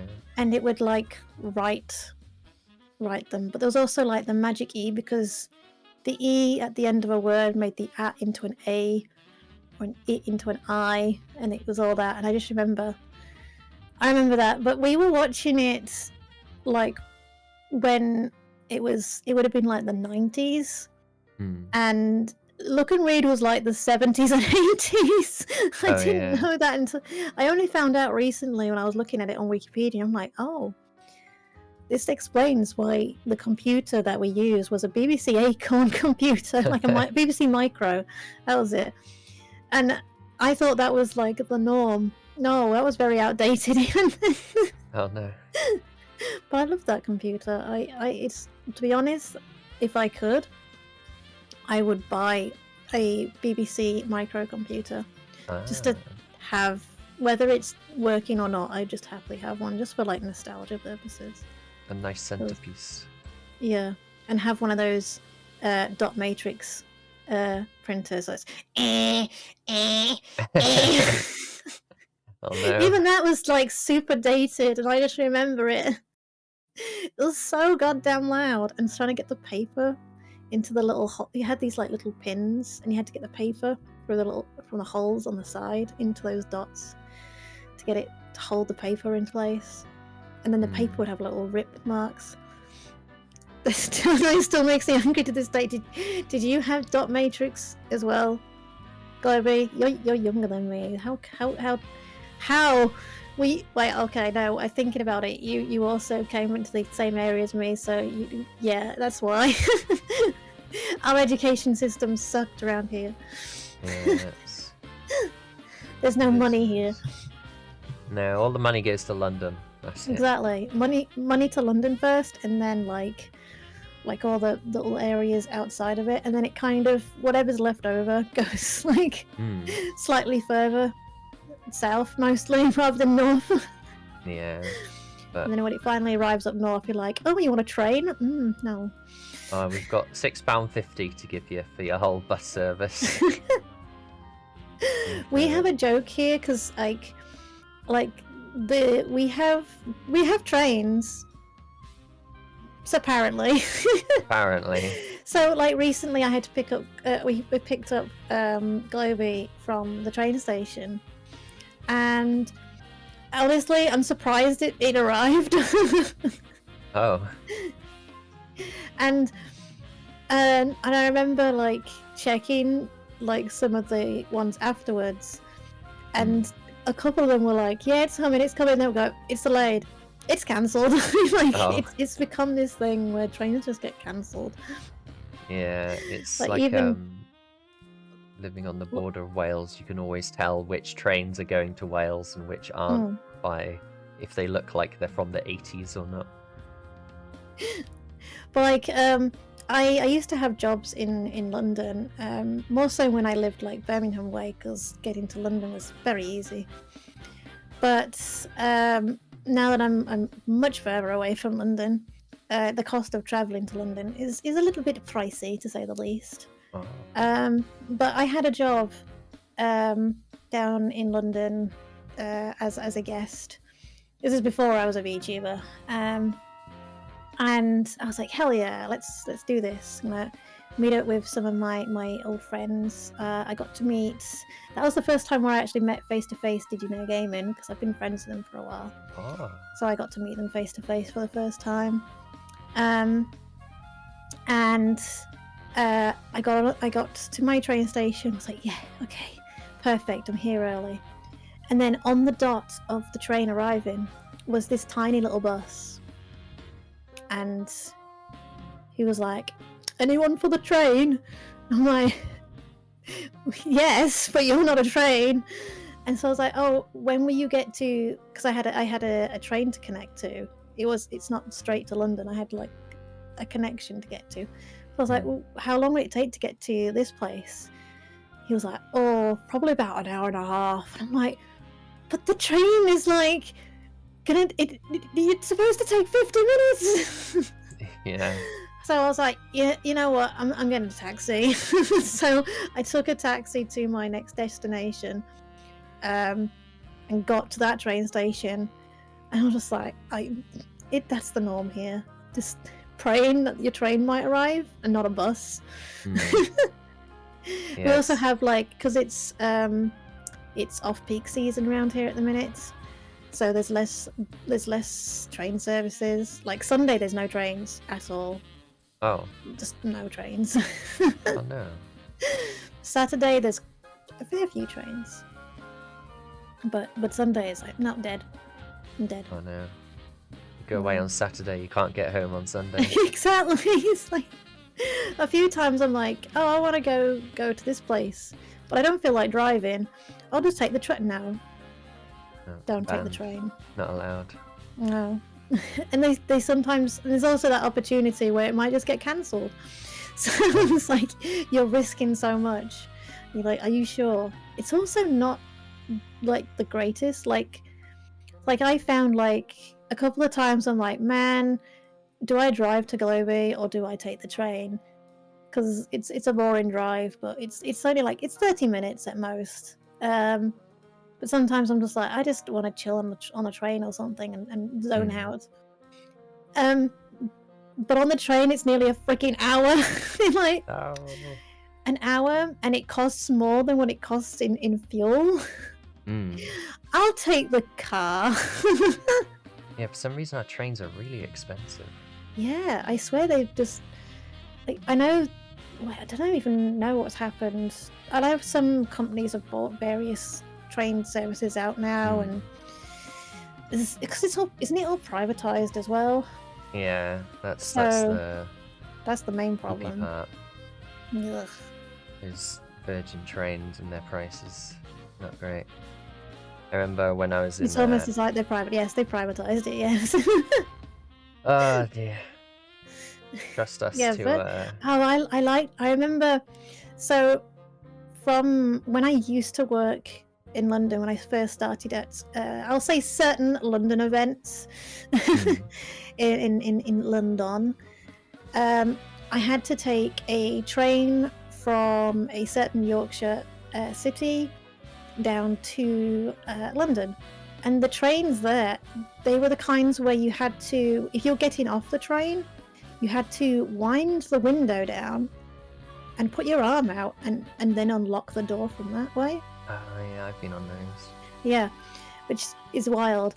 And I just got used to that, like, the slamming of doors as well, because you had to slam them shut.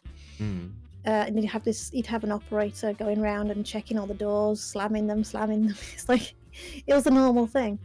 So when I first was when I started getting work at Birmingham, for example, and I went on a Virgin train, I was like, the doors, you press a button and it makes a beeping noise and it shuts.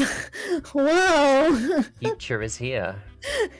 And wait, all the doors are electric. The toilet door is electric, and you press a button to lock it. You don't like pray that no one's going to open it. Yes. Wait, and it Wild. doesn't smell of piss. Wow. Ah, Yeah, that was my high life, was getting on my Virgin train for the first time. it's a luxury. I also had a Virgin train door like slam on my hand twice. Oh, luckily Yeah, they have like a bit of rubber on, right? Well, it hurt a lot. Oh. It's supposed to like notice when something's in the way and stop, but it didn't, and it didn't twice. It slammed very No. violently onto my hand.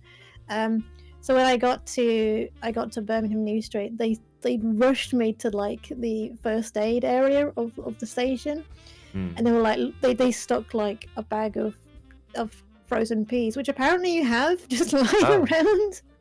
It's like the as a school first thing aider. of wet paper towel on it, Yeah. on everything. And then they were like, they got me a taxi and they sent me to Queen Liz's hospital. Now, Queen Liz Hospital, for those who don't know, it's mostly a military hospital. Oh, So imagine this young adult, young female, sitting there with a bag of cold frozen peas on her hand, with a Virgin train person with you just to make sure you're okay, whilst there's people here like who've had limbs removed because they just come back. This is like when things are happening in Iraq and stuff, so it's like you feel pretty awful. You're like, damn. and what are you in for? Oh, the door slammed on my hand. Harsh. Like, oh, I'm here because a bomb blew up in my face. You're like, oh, nice to meet you. Damn, what else is happening on these Virgin trains? For those of you who don't know and aren't British, Virgin is a company in the UK. Oh God, yeah. We're not talking about trains that have never had sexual intercourse. Yeah.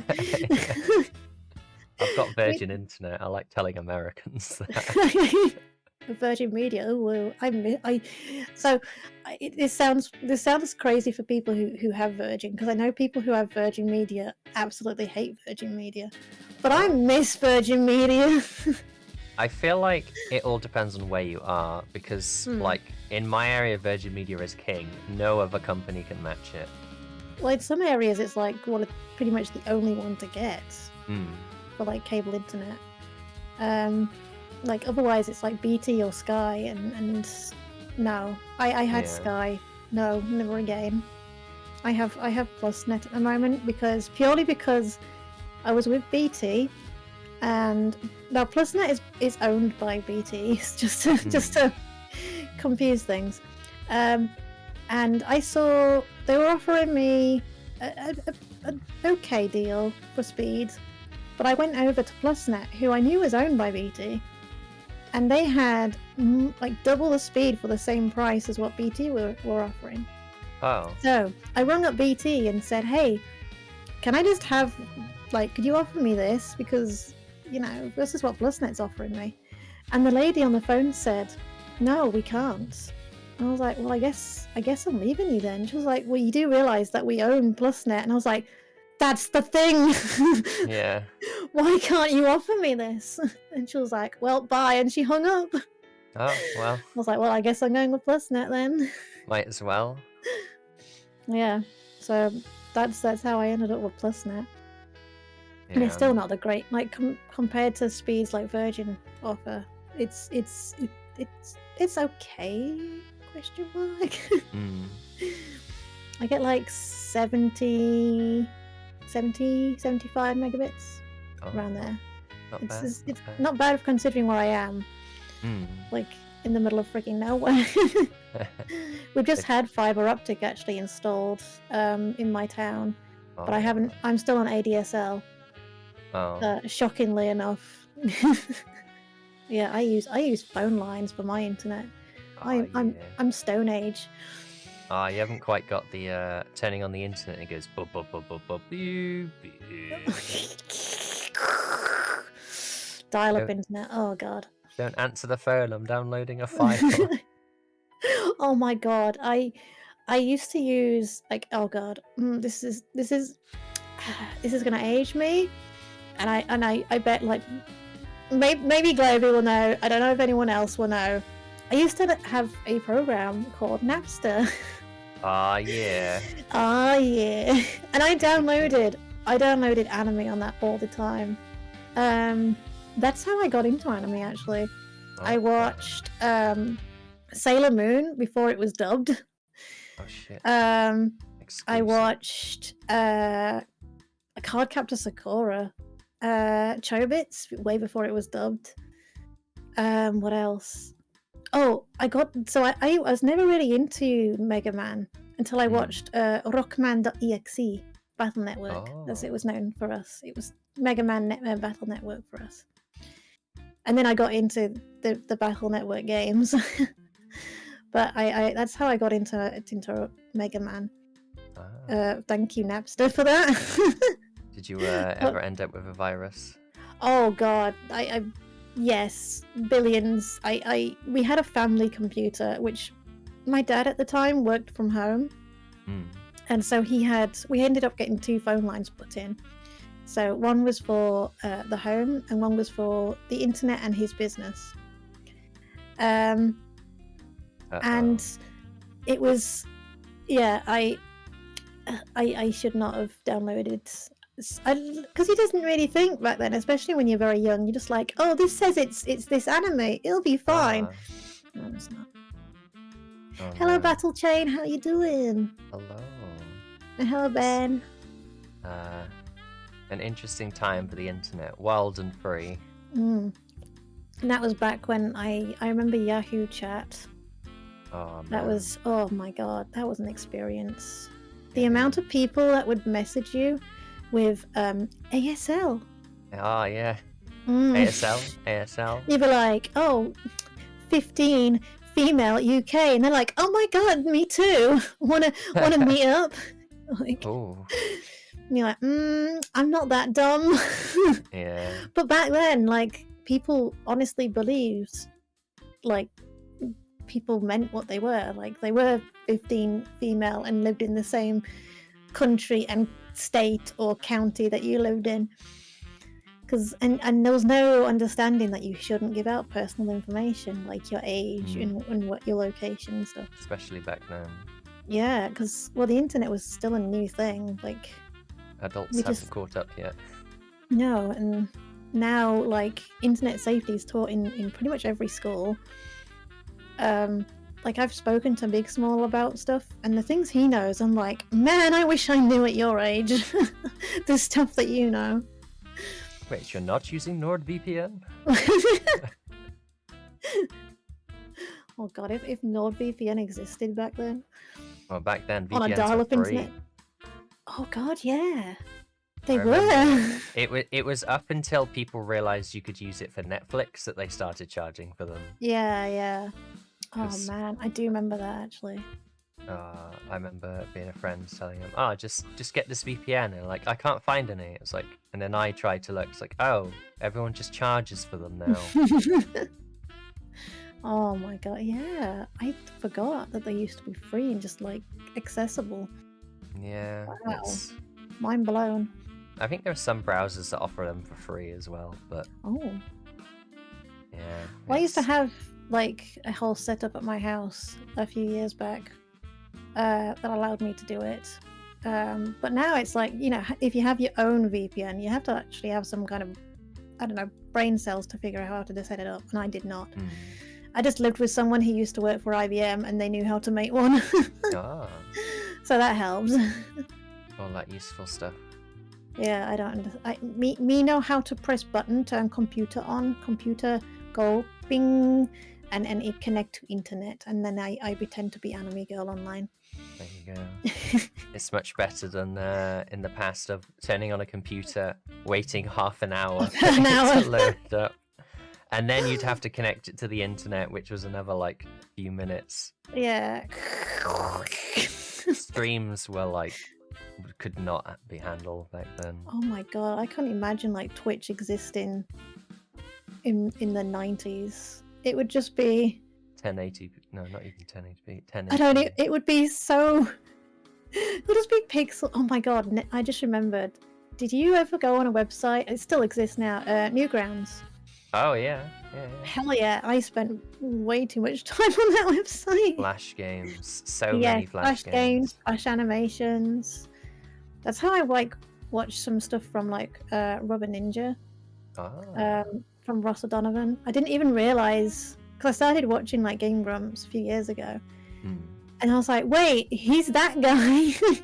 he did the thing. He did those things that I used to watch. I think Giga Raptor was also, yeah, he did a few, didn't he? Yeah.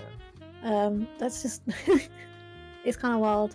And now, like, I remember when little yellow alien, because he was just like a little game on Newgrounds, and then he actually got an Xbox game. It's like Invader something, I think. Yes. And it's Alien Invaders, or something like that. I think so. I've forgotten. It's not Invaders in, that's something else. Alien Homeworld, that's it. That's it, thank you, Globby. That was it. I remember seeing it like in a game shop, and for I think it was the original Xbox, and just being like, but I can play this online for free. Yeah. It's like a Line Rider as well, was one that eventually came out. Yeah. There was so many. Castle Crashers. Castle Crashers. Oh my god, I love that game. I really want to play it again. Such a fun game. Newgrounds, thank you. I feel like Flash games just aren't the same anymore back then. I mean, Flash animations on YouTube. I love watching those. Oh yeah. Well, I say Flash. It's not Flash anymore. It's Animate, isn't it? Just Adobe Animate. I think so. I think people still call it like Flash. I still think of it as Flash, but it's not. I don't know. It's so confusing. I remember when Flash used to be Flash, and then Adobe bought Flash. Damn you, Adobe. I remember that. Yeah, it was god tier. Come back, old internet. I miss you. I mean, like Newgrounds still exists, and the things that come out there are still amazing. Like, well, god damn it, what's that game that came out that everyone like got into? Friday Funkin'. Funkin', yes, that was from Newgrounds, and that exploded. And you can play it like not on Newgrounds as well, but yeah, that blew up. Oh, yeah, there was lots of websites that would steal the Flash games and just host them on their That's true. Although I guess the credits and stuff were built into the game, so yeah, still works in the end. Yeah, I've played way too much Friday Night Funkin' and definitely did not hurt my fingers. Oh, no. Be careful. Careful with those fingers. Yeah. What else do you usually play off stream or? Off stream? Phasma I play a lot of. But not in VR, funnily enough. I'm starting to play some more games. I started playing Final Fantasy XIV recently. I always wanted to play it, but of course you haven't been able to buy it for a while. And recently it's come back out, and so I have the game. I have been playing. I've been having fun. I need to play some. So I have oh my god, my brain has just suddenly died. I'm trying to be I like to be a healer most of the time, so I'm working to be a healer, a white mage. That's my main that I've been working on. Otherwise I might make like an archer, because I used to play a lot of World of Warcraft. A lot, too much. I know World of Warcraft. Well, I played it. I'd be one of those people who would just spend all night playing it, and then the sun would start rising and you're like, oh, I should probably go to bed, and then you wake up and it's nighttime. Sounds like my uni life. Well, I lived with a bunch of uni students in Birmingham. I wasn't at uni, so I just lived with uni students. So I lived the uni life without being a uni. I basically lived the uni life without the cost of being a uni student. I think that's the best, to be honest, the best way to do it. I don't know. I was pretty unhealthy, Yeah. but also that was funny because that life. The thing that made me realize that I should probably stop this weird living that I had was I woke up and it was quite late. Not too late, but it was starting to get a bit dark. And I just went to the front door and I just said to my housemates, I'm just popping out to get some stuff. Does anyone want anything? And they were like, you shouldn't go out. And I was like, why? And they're like, well, a hurricane hit. It was tornado. Sorry, a tornado hit. What? And I was like, it won't be that bad. This is England, whatever. And I opened the door. Oh my god. There was like trees slammed, like full-size trees slammed into cars, brick walls that had fallen over. And I was like, close the door, and I was like, yeah, I'm not going out. Yeah. But then they were literally telling me, like, did you not know that there's a tornado? I'm like, no. Like, you slept through a tornado? I'm like, You did it. You slept through yeah. it all. I've slept through one tornado and I think 2 large earthquakes. Where I currently live, we get quite a few earthquakes, which people don't think the UK gets earthquakes. We do. They're just very small. Yeah. They're usually like less than 3 on the scale. So we get lots of 1s and stuff. We had one a couple of months ago in my area, and I did kind of feel it. I was just like, but again, it's just like you just think that maybe a lorry has just drove past. It's kind of like, you're like, oh, okay, whatever. And then you find out that there's been an earthquake, but it's just, yeah. I remember at my old house, I used to have a garden patio set, and I heard it rattle outside, and I thought it was my cat. I thought she jumped on it and failed to jump on it and fell off it. So I was like, oh, stupid cat. And then my mum texted me to say, are you okay? An earthquake just hit. And I'm like, yeah. I just thought my cat fell over. Me dum-dum, me small brain. I think it was worse for her because we were close to the epicenter, but she was actually closer to it than me. I think, the UK is pretty safe from almost all natural disasters. So. Yeah, I mean, we have, for where I live, we actually have quite a few, like, small tornadoes. What tends to happen is, because I live near the North Sea, basically, and what happens is they kind of start around the edge of the sea, trying to collect water, but then they're not strong enough, and so they start to peter out and nothing happens. So it happens quite often. I've seen like a few of them. I'm just like, oh, okay, yeah. But they'll be really small and nothing happens. But we also, like I said, around here we get quite a few. Mostly not inland. They happen in the North Sea, the earthquakes. So that's why we don't really feel them massively. Yeah, they're out there, not near us. Preparing themselves. But we do have some in this area and it's crazy. People just don't realise. They have them in Scotland as well. And quite a few happen in Scotland, especially like more in the Highland area. You just don't realise because when you think of earthquakes, you think of like Japan. Yeah. And the kind of earthquakes they have, and their earthquakes are so strong that they have their own like scaling system. Ours are just they're babies. If nobody told you, most of the time you'd never notice. Yeah, no, you really won't notice. And if you, like I said, it's like maybe like a motorbike or a lorry has just driven past. That's all it feels like. The worst, the funny thing is, like, we used to get strong storms around here, less so now. And I used to live with a rugby goal set right behind my house because it was in like a big school. and lightning storms would always hit it. And I remember the first night that it happened, my entire house shook because it was so close. Oh shit. And that was like, I actually thought that was the earthquake. That was an earthquake. And I was like, no, it was not. It was thunder hitting that and just going into the ground and shaking the entire area. It was wild. I felt that more than a blooming real earthquake. House range from O to Malden Freeze. Yeah, it's even in the UK, our natural disasters are lacking.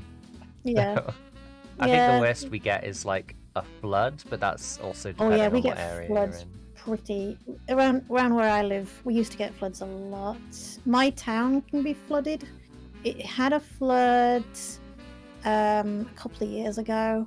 We haven't had one. We're not expecting to have one. But I constantly get flood warnings because I'm in a flood zone.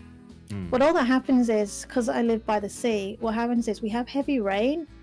The rain goes through all the gutters and stuff and out to the sea. And then the tide comes in, and where's the water gonna go? It comes back up. Oh no. So what happens mostly for me is just my road becomes inaccessible for a couple of hours.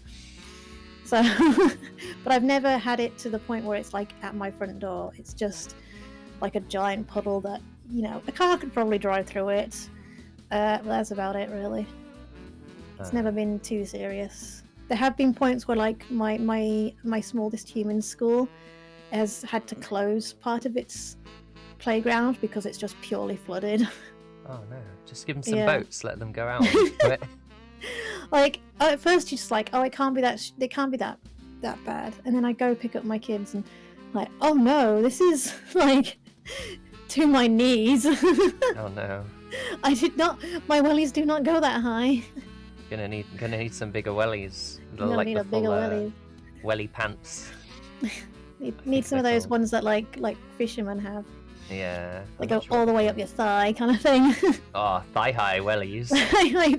Thigh high Wellington boots. Hell yeah. There you go. That's it. That's something a VTuber needs. Yeah, come on, show us your thigh highs. Get them Wellingtons on. Can we get a fisherman, like a sexy fisherman VTuber? Oh yeah, just an honest, hard-working VTuber. Thigh high willies. Yes. You'd see the shine of the rubber as well. They have to be. There'd be yellow ones, right? Yellow or green, I suppose. Yeah. Yeah. Proper Wellington boots. I'd give out fisherman friends. That's what it was. Weirdest.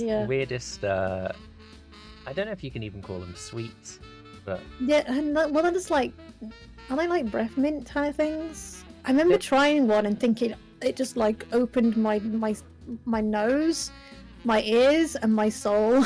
Yeah. Opened like stuff you didn't even realize you had. Yeah, so that whole. That's impressive for me as well, because I actually, that's something I haven't talked about much. So I don't have much in the way of a sense of smell. Yeah, I can't smell things unless I get to the point where if it's a strong smell, I can just about smell it. That can be quite fun. Quite often I've made myself a cup of tea and it tastes horrible, and then I go check the milk and I sniff it and I'm like, smells fine, and then I have to drink it. I'm like, oh no, that's not fine. That's not fine. So do you have like smells that you do like that you can smell? So like most floral smells, I can smell like lilies. Lilies are quite strong, so I can smell those fine. Roses I can tend to smell as long as like there's a group of them. If it's just one rose, I'll be like, sure, that's a rose, I guess. Yep, that's a flower. That's a flower. And there's certain like candles, because they're quite certain brands of candles I can smell. Yankee candles are pretty strong. So they work. But I've literally gone round shops been like, I want a nice fragrance in my house, and I just sniff a load of candles. I'm like, smells like a candle, smells like a candle, smells like a candle. Yep, that's wax. So I have like, I actually have 2 Yankee candles that smell, I can actually smell them. The trouble is I feel dumb using them because they're both Christmas ones. Oh no. Just, So just I'm make like, it Christmas all the time. do I want to smell like Christmas in my house all year long just because it's a scent that I can smell? Do I want pine and gingerbread all year round? I mean, fair, gingerbread is nice. It is really nice. Yeah, I can smell usually I can smell cinnamon, but I don't like the smell of it. So. Oh, okay. At least you It's a can strong smell smell. it. I suppose. Yeah. Uh, It's still like, I don't like it. It makes me feel a bit sickly. I can see that. I like eating cinnamon. You just but... bought one that you can. Where? What? You did? Ah, mojito. Mojito. I'm gonna have to. Where is it? Do you know? Globy? Tell me where it is, and I'll go find it. Where is I won't get it now because. You smell out the candle. I'll definitely have to use it and not stick my nose in it when it's flaming and Not when see it's if lit. it works. Yes, what? This is not an answer to where is it. It is somewhere, yes. Car boot if it wasn't brought. Okay, I'll have a look in my car. Wait, I went out of my car. I didn't see it. Admittedly, I wasn't looking deep into my boot, and there's so much crap in my boots. What hidden treasures are in there? What's currently in my car boot? A wheel, hopefully. No. Oh yeah, there is actually a wheel in my car. They don't give spare wheels in cars anymore. They give you like a kit to put onto if you have like a hole in your wheel, and it's to like cover that now, and just to get you to A to B to get you back to get it changed. So yeah, they don't. It was like some weird I think it's like a filling thing or something. Yeah, it's weird. You can buy a spare tire if you want one, but a lot of cars don't even have space for that anymore. Compact cars. So I know I have spare screen wash. I have jumping cables. Very important. It is. Okay, so for those who don't own a car, the problem with 2020 was there was a lot of cars that weren't going anywhere because we were stuck indoors. And what happened with my car is the battery died. So I needed to get it some power so I could get a new battery, because of course you can't. I didn't live anywhere nearby. I don't live anywhere near that was open at the time to buy a battery. So I had to go to the city to go to a specific place that was open during a pandemic to get a new battery. So a friend of mine had gifted me some jump cables in case it happened again, and they jump started me. It was good that they did give me them because I did need jump starting again when I was trying to travel there. So I used them, and now they're in my car for life, just in case that might happen again. Now you're ready for any occasion that might need jumper cables.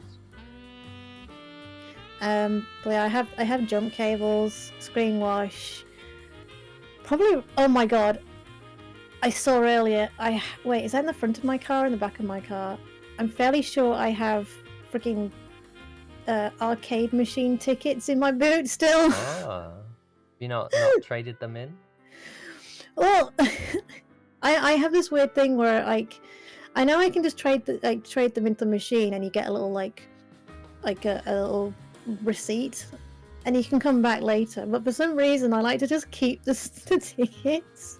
There's something very satisfying about putting 1,000 tickets on in once. There you go. Get the tickets.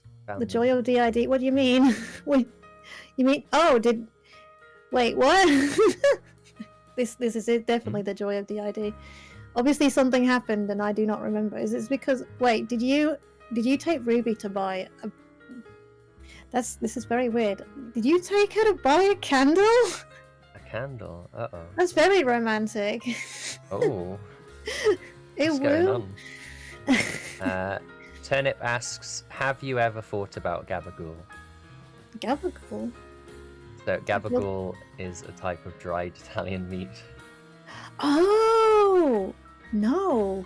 But I want to try it. I want to try it too, but I don't know where to get it.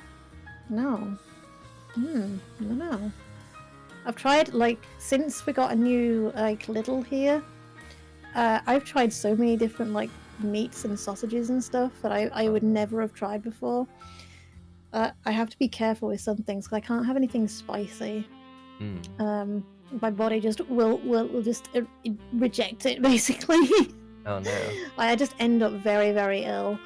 Like, not like throwing up, it's just I'm in pain. Like, curled up in a ball, like, no. So, like, I have tried some sausages that have a fair bit of spice and stuff in them. I'm like, yeah, regrets. Oh, what? Oh, I didn't know that.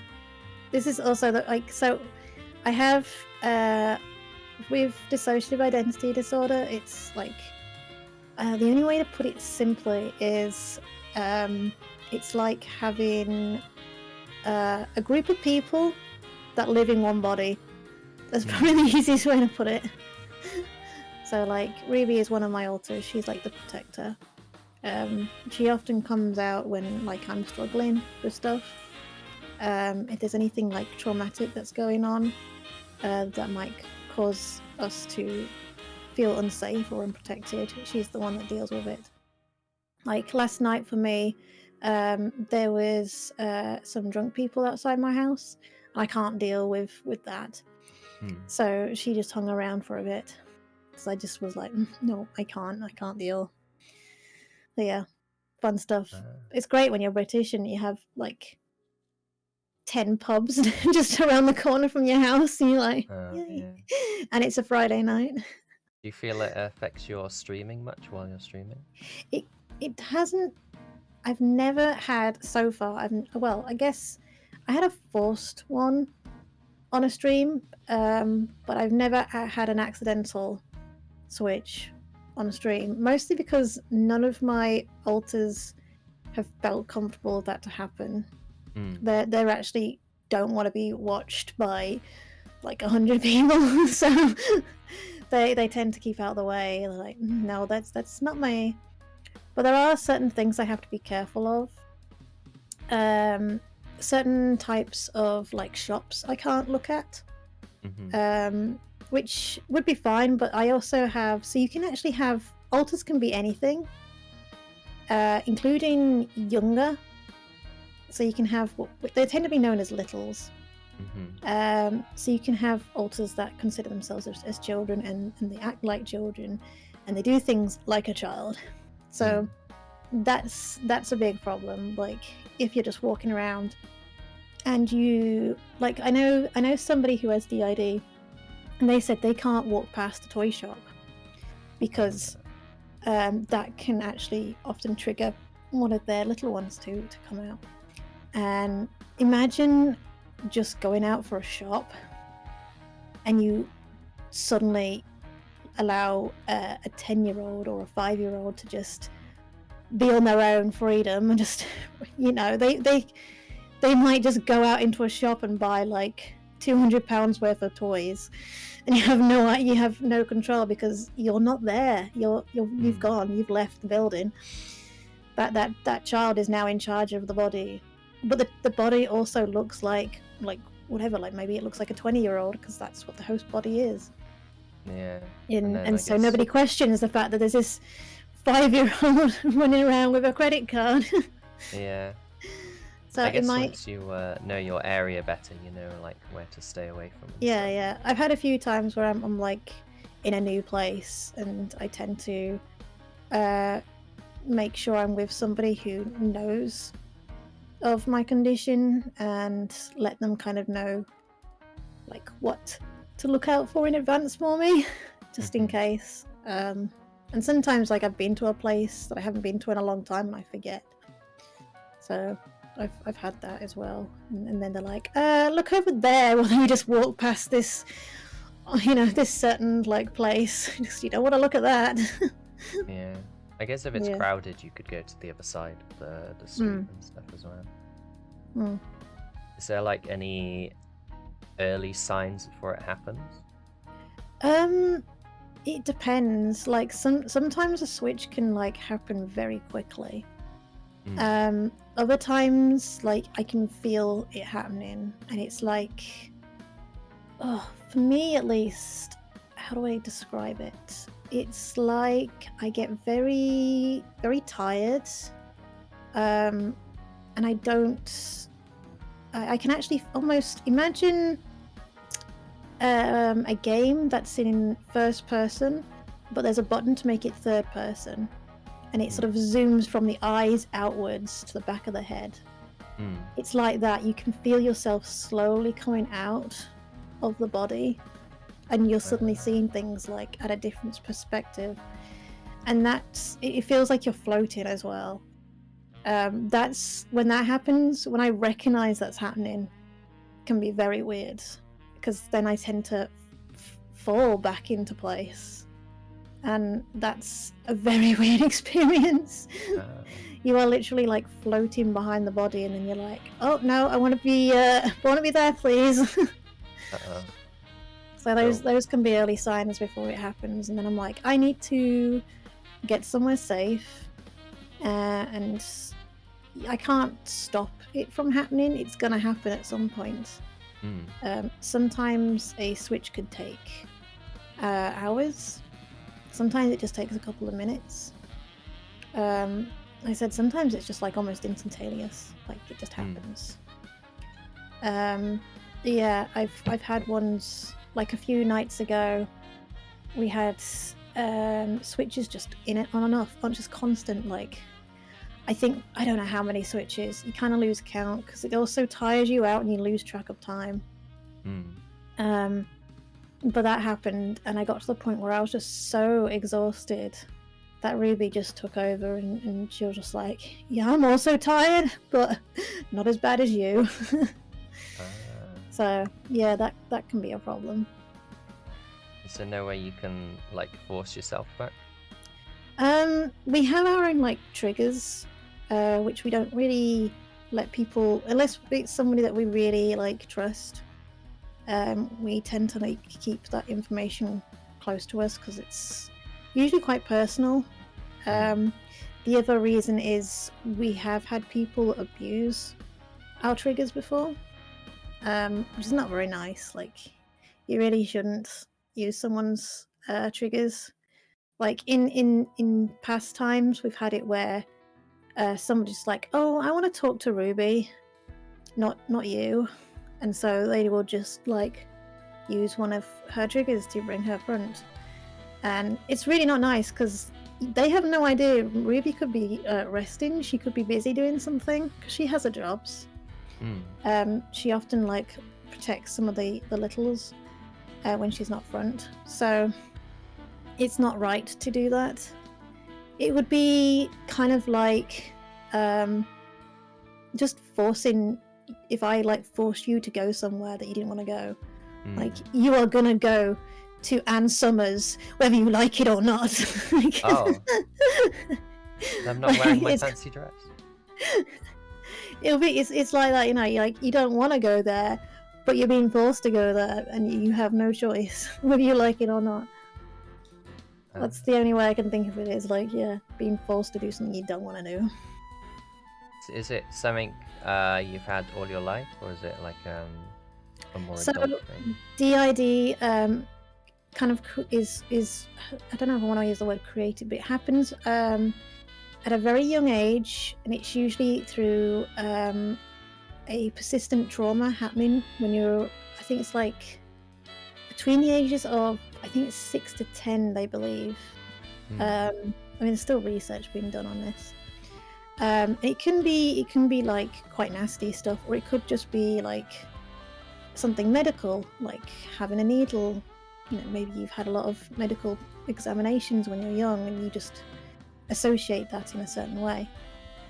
Because when you're that young, you're still not fully understanding you as yourself as a person. You haven't like gotten you as a personality, as a person.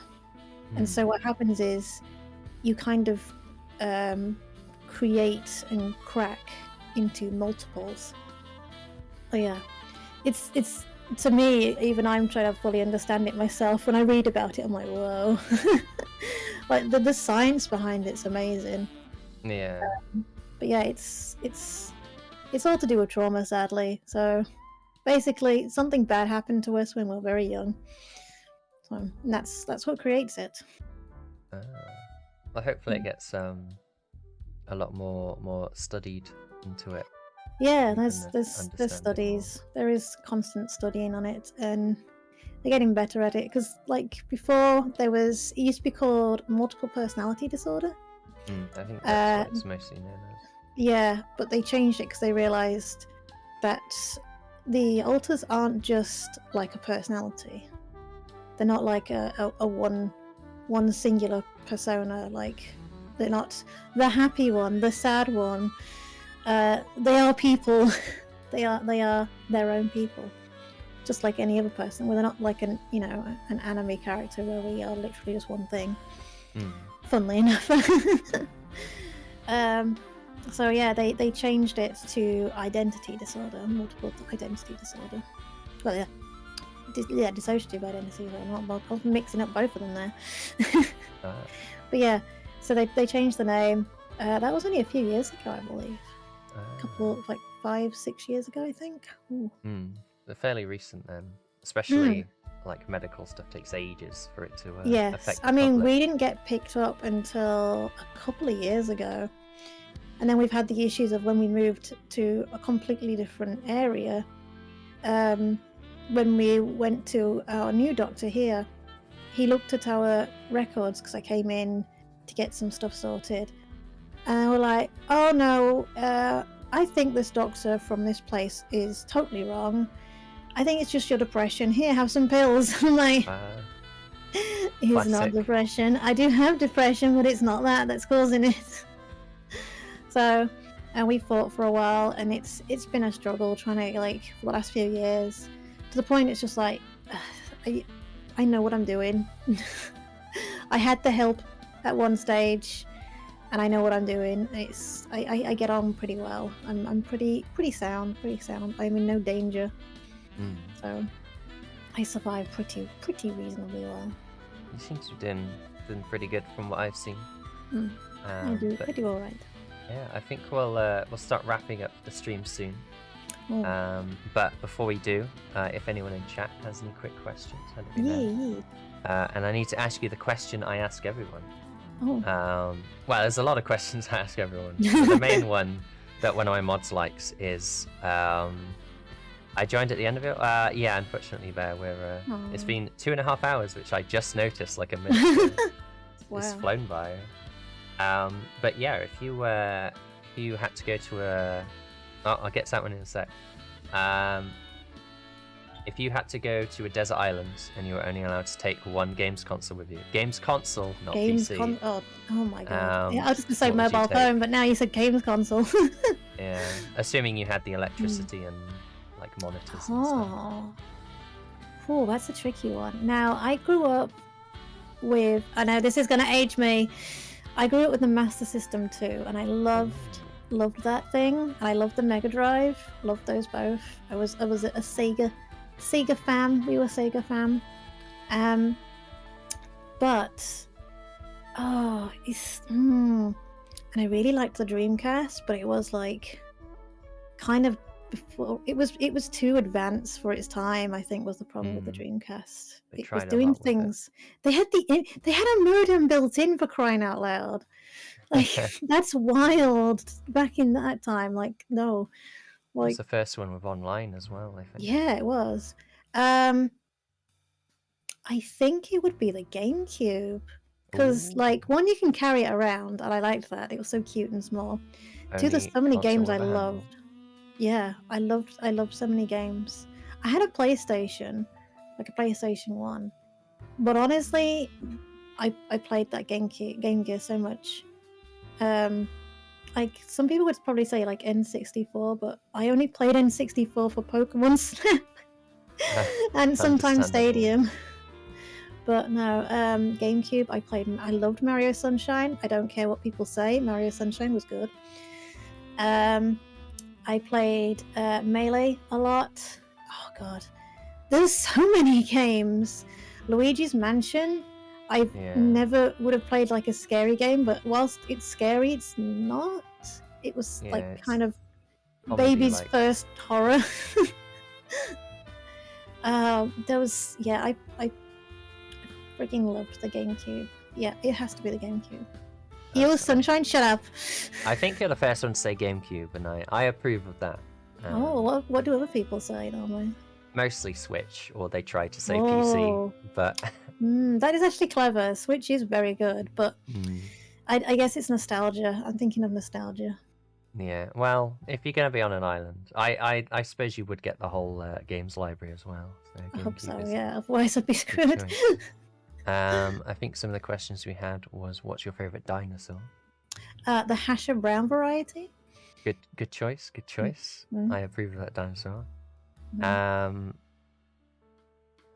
What's the worst tea and why is it PG tips? Because it is PG tips. There is no. I hate PG tips. It's to the point. So monkey? I do like the monkey. That's about the only thing that's good about it, though. Reminds me of Barry. It does. The same here. But I remember the PG tips adverts when they actually used to use chimps. I remember that. That became questionable because using animals for TV was considered animal abuse. Funnily enough, but I honestly, every time I see like McDonald's use PG tips for their tea, I won't drink their tea. I hate PG tips. It just tastes. I don't know. It's just gross.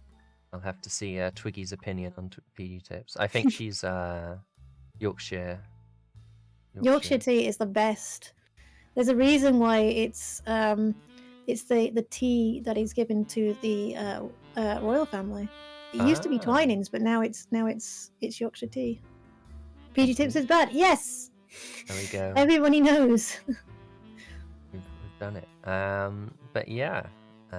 Unless anyone has any more questions, I think we'll start. You need 2 PG tips tea bags to make a cup of tea. I wouldn't even try. Like, do they still do the triangular, the little pyramid bags? I don't know. That's how long it's been. They tried to say that they're scientifically designed to spread more tea or something. It's scientifically designed to have less tea inside a tea bag. PG tip it down the sink. Has there ever been a game that you stopped playing because you were either disappointed or hated so much? Oh god, I have a few that come to mind. So one, not disappointed. These are not really disappointed or hated. It's different reasons. Well, disappointed maybe. For my first one, I would bring up is so Resident Evil on the PlayStation. Now I will say that me and horror.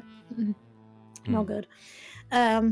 So when I was at definitely the right age to play horror movie and horror games, of course, definitely not underage. And my friend lent me her game, who was younger than me. Probably should also not have been playing, but she loved that game. She lent me Resident Evil, and at this definitely the right age to play this game, decided I will turn the lights off in my bedroom, close the curtains, and play this game in the dark. Oh no. You know, like when you start the game and there's like a cinematic where these like rabid dogs are chasing you, coming towards you. That's as far as I got. Understandable. I literally turn it off. I've never played Resident Evil. It's pretty. So that's one. The other, disappointment and hated, pretty much most Final Fantasy games. Oh no. Final Fantasy 7 especially. Okay. This is for the tavern only. Okay, we keep this here. We keep this here. Final Fantasy 7 for those who, I'm sure most of you have played it.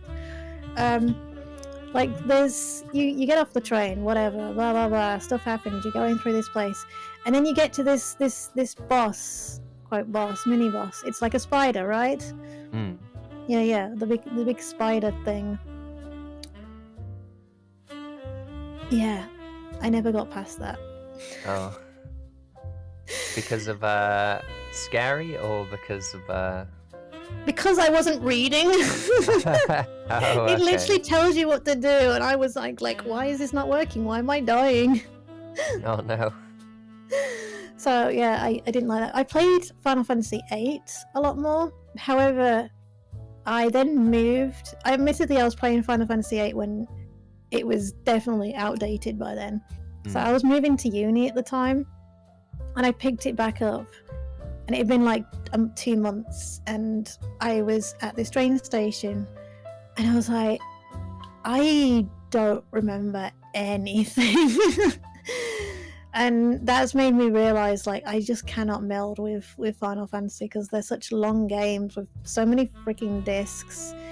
And if you stop for a moment, like stop for like a week or two or a month, you just get lost. You forget what you're doing. And I had so many other things going on in my life, and I'm like, no, I don't have time for long games. I want to go back to playing Puyo or Tetris or Sonic. You know, I want to go speed down at the like round loops. There's a lot of commitment in those games. I was too distracted by the spider. Yeah, I was just staring at the spider and not reading the text. I know people have even said to me, like, did you not read what it was telling you to do? And I'm like, wait, what? Read in a video game? Why would I do that? Apart from a little bit of the MMO, I've not played a single Final Fantasy, so... I'm glad I'm not the only one then. I played, it's funny because I've cosplayed as a few Final Fantasy characters in my time, and people are like, wow, you look... There's like, some of my well-known, like, cosplays are like Riku, from specifically X2, Ten 2, like her outfit on that. I did that. And people know me for that one before I became a VTuber. But like, I didn't finish 10. I didn't even try playing 10. I did play a bit of 10 2, a bit. Enough that I was like, ooh, pretty outfits. That's it. But I played what was the Final Fantasy game? Was it 12, 13? Which one's the one with lightning in it? I played that and finished it. And everyone hates that one. I don't know anything. I know 14 is the MMO and 15 is the boy band simulator. Oh god, it is, yeah. I actually want to play that one just for the hot boys. I think I'd probably enjoy it, but... Yeah. Anyway, that's... Final Fantasy. Yeah, like, Final Fantasy, like, number 13. Is it 13? Oh, it is 13. Oh. But yeah, Final Fantasy is the one I probably am the most disappointed in. And Resident Evil, I just failed to finish. Understandable. It's pretty spooky, especially if you're playing it underage in the dark. I mean, of the right age, of course. Yeah, at the right age, in the dark. Yes. I definitely didn't have a friend show me Silent Hill when I was underage. Jesus. That was a learning experience. Definitely didn't have a friend who made me watch horror movies. Oh no. At definitely the right age. And Silent Hill, yes. Oh no. God, don't do it. Be careful. Unfortunately, I would have gone into cosplay, but I don't think we have time. That's right. But a quick question I ask everyone who's cosplay. Would you ever cosplay Tilda? I guess it's kind of easy. I have considered it because I've been like invited to guest at a few events recently, and I'm like, I could go to them dressed as myself. So maybe question mark in the future, maybe it'll be harder when I get into my new form, but I don't know. I could always dress up like this still. I'd probably blend in a bit more. I guess it's more like a different outfit, the new one, rather than a whole new Tilda.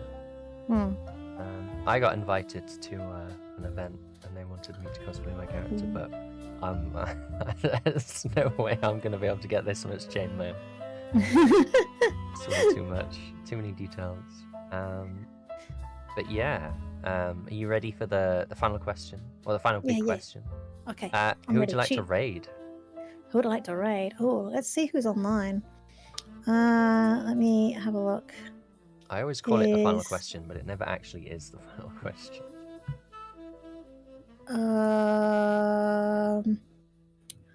Oh, trying to find. See, I'm also one of those wild VTubers that has a lot of VTuber friends and a lot of real life, like flesh tubers, as we call them. Flesh tuber. Oh, you know what? There is a VTuber friend who actually, I remember them debuting, and they had this model that was made on Fiverr, and then they've grown so much that they've got this amazing new model, and I love it. Oh, and it looks like, I think they're doing their first ASMR stream, so maybe that would be a good one. Yeah. I can send you. Shall I send you the link on the Discords? Yeah, that would be helpful. I can't spell. I can't spell username. There you go. I will send it. Here it is. But yeah, as I am setting up this raid, when is your next stream? When is my next stream?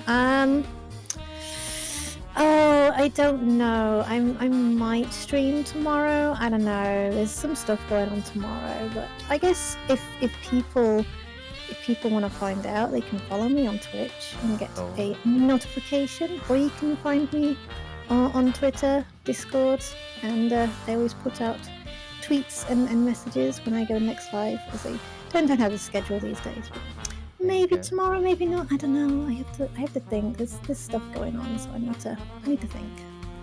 Follow Tilda on everything. Everything. Twitter, Throne. But yeah. Throne. Thank you for coming. You've been a very good guest. I hope the seat wasn't too sticky or anything for you. No, it was good. Yeah, my next stream is tomorrow. I'm not going to say what it's about. It's about me. It is. Wow. That's quick. I gotta rewrite the PowerPoint. But yeah, the time is going down. So how do you usually end your streams? What do you say? I tell everyone to be good and nice to the people that we're about to raid. Don't be mean. Don't be rude. Don't be like you normally are, chat. No, be good, chat. And I always end it with a chef kiss. Well, bye. Bye.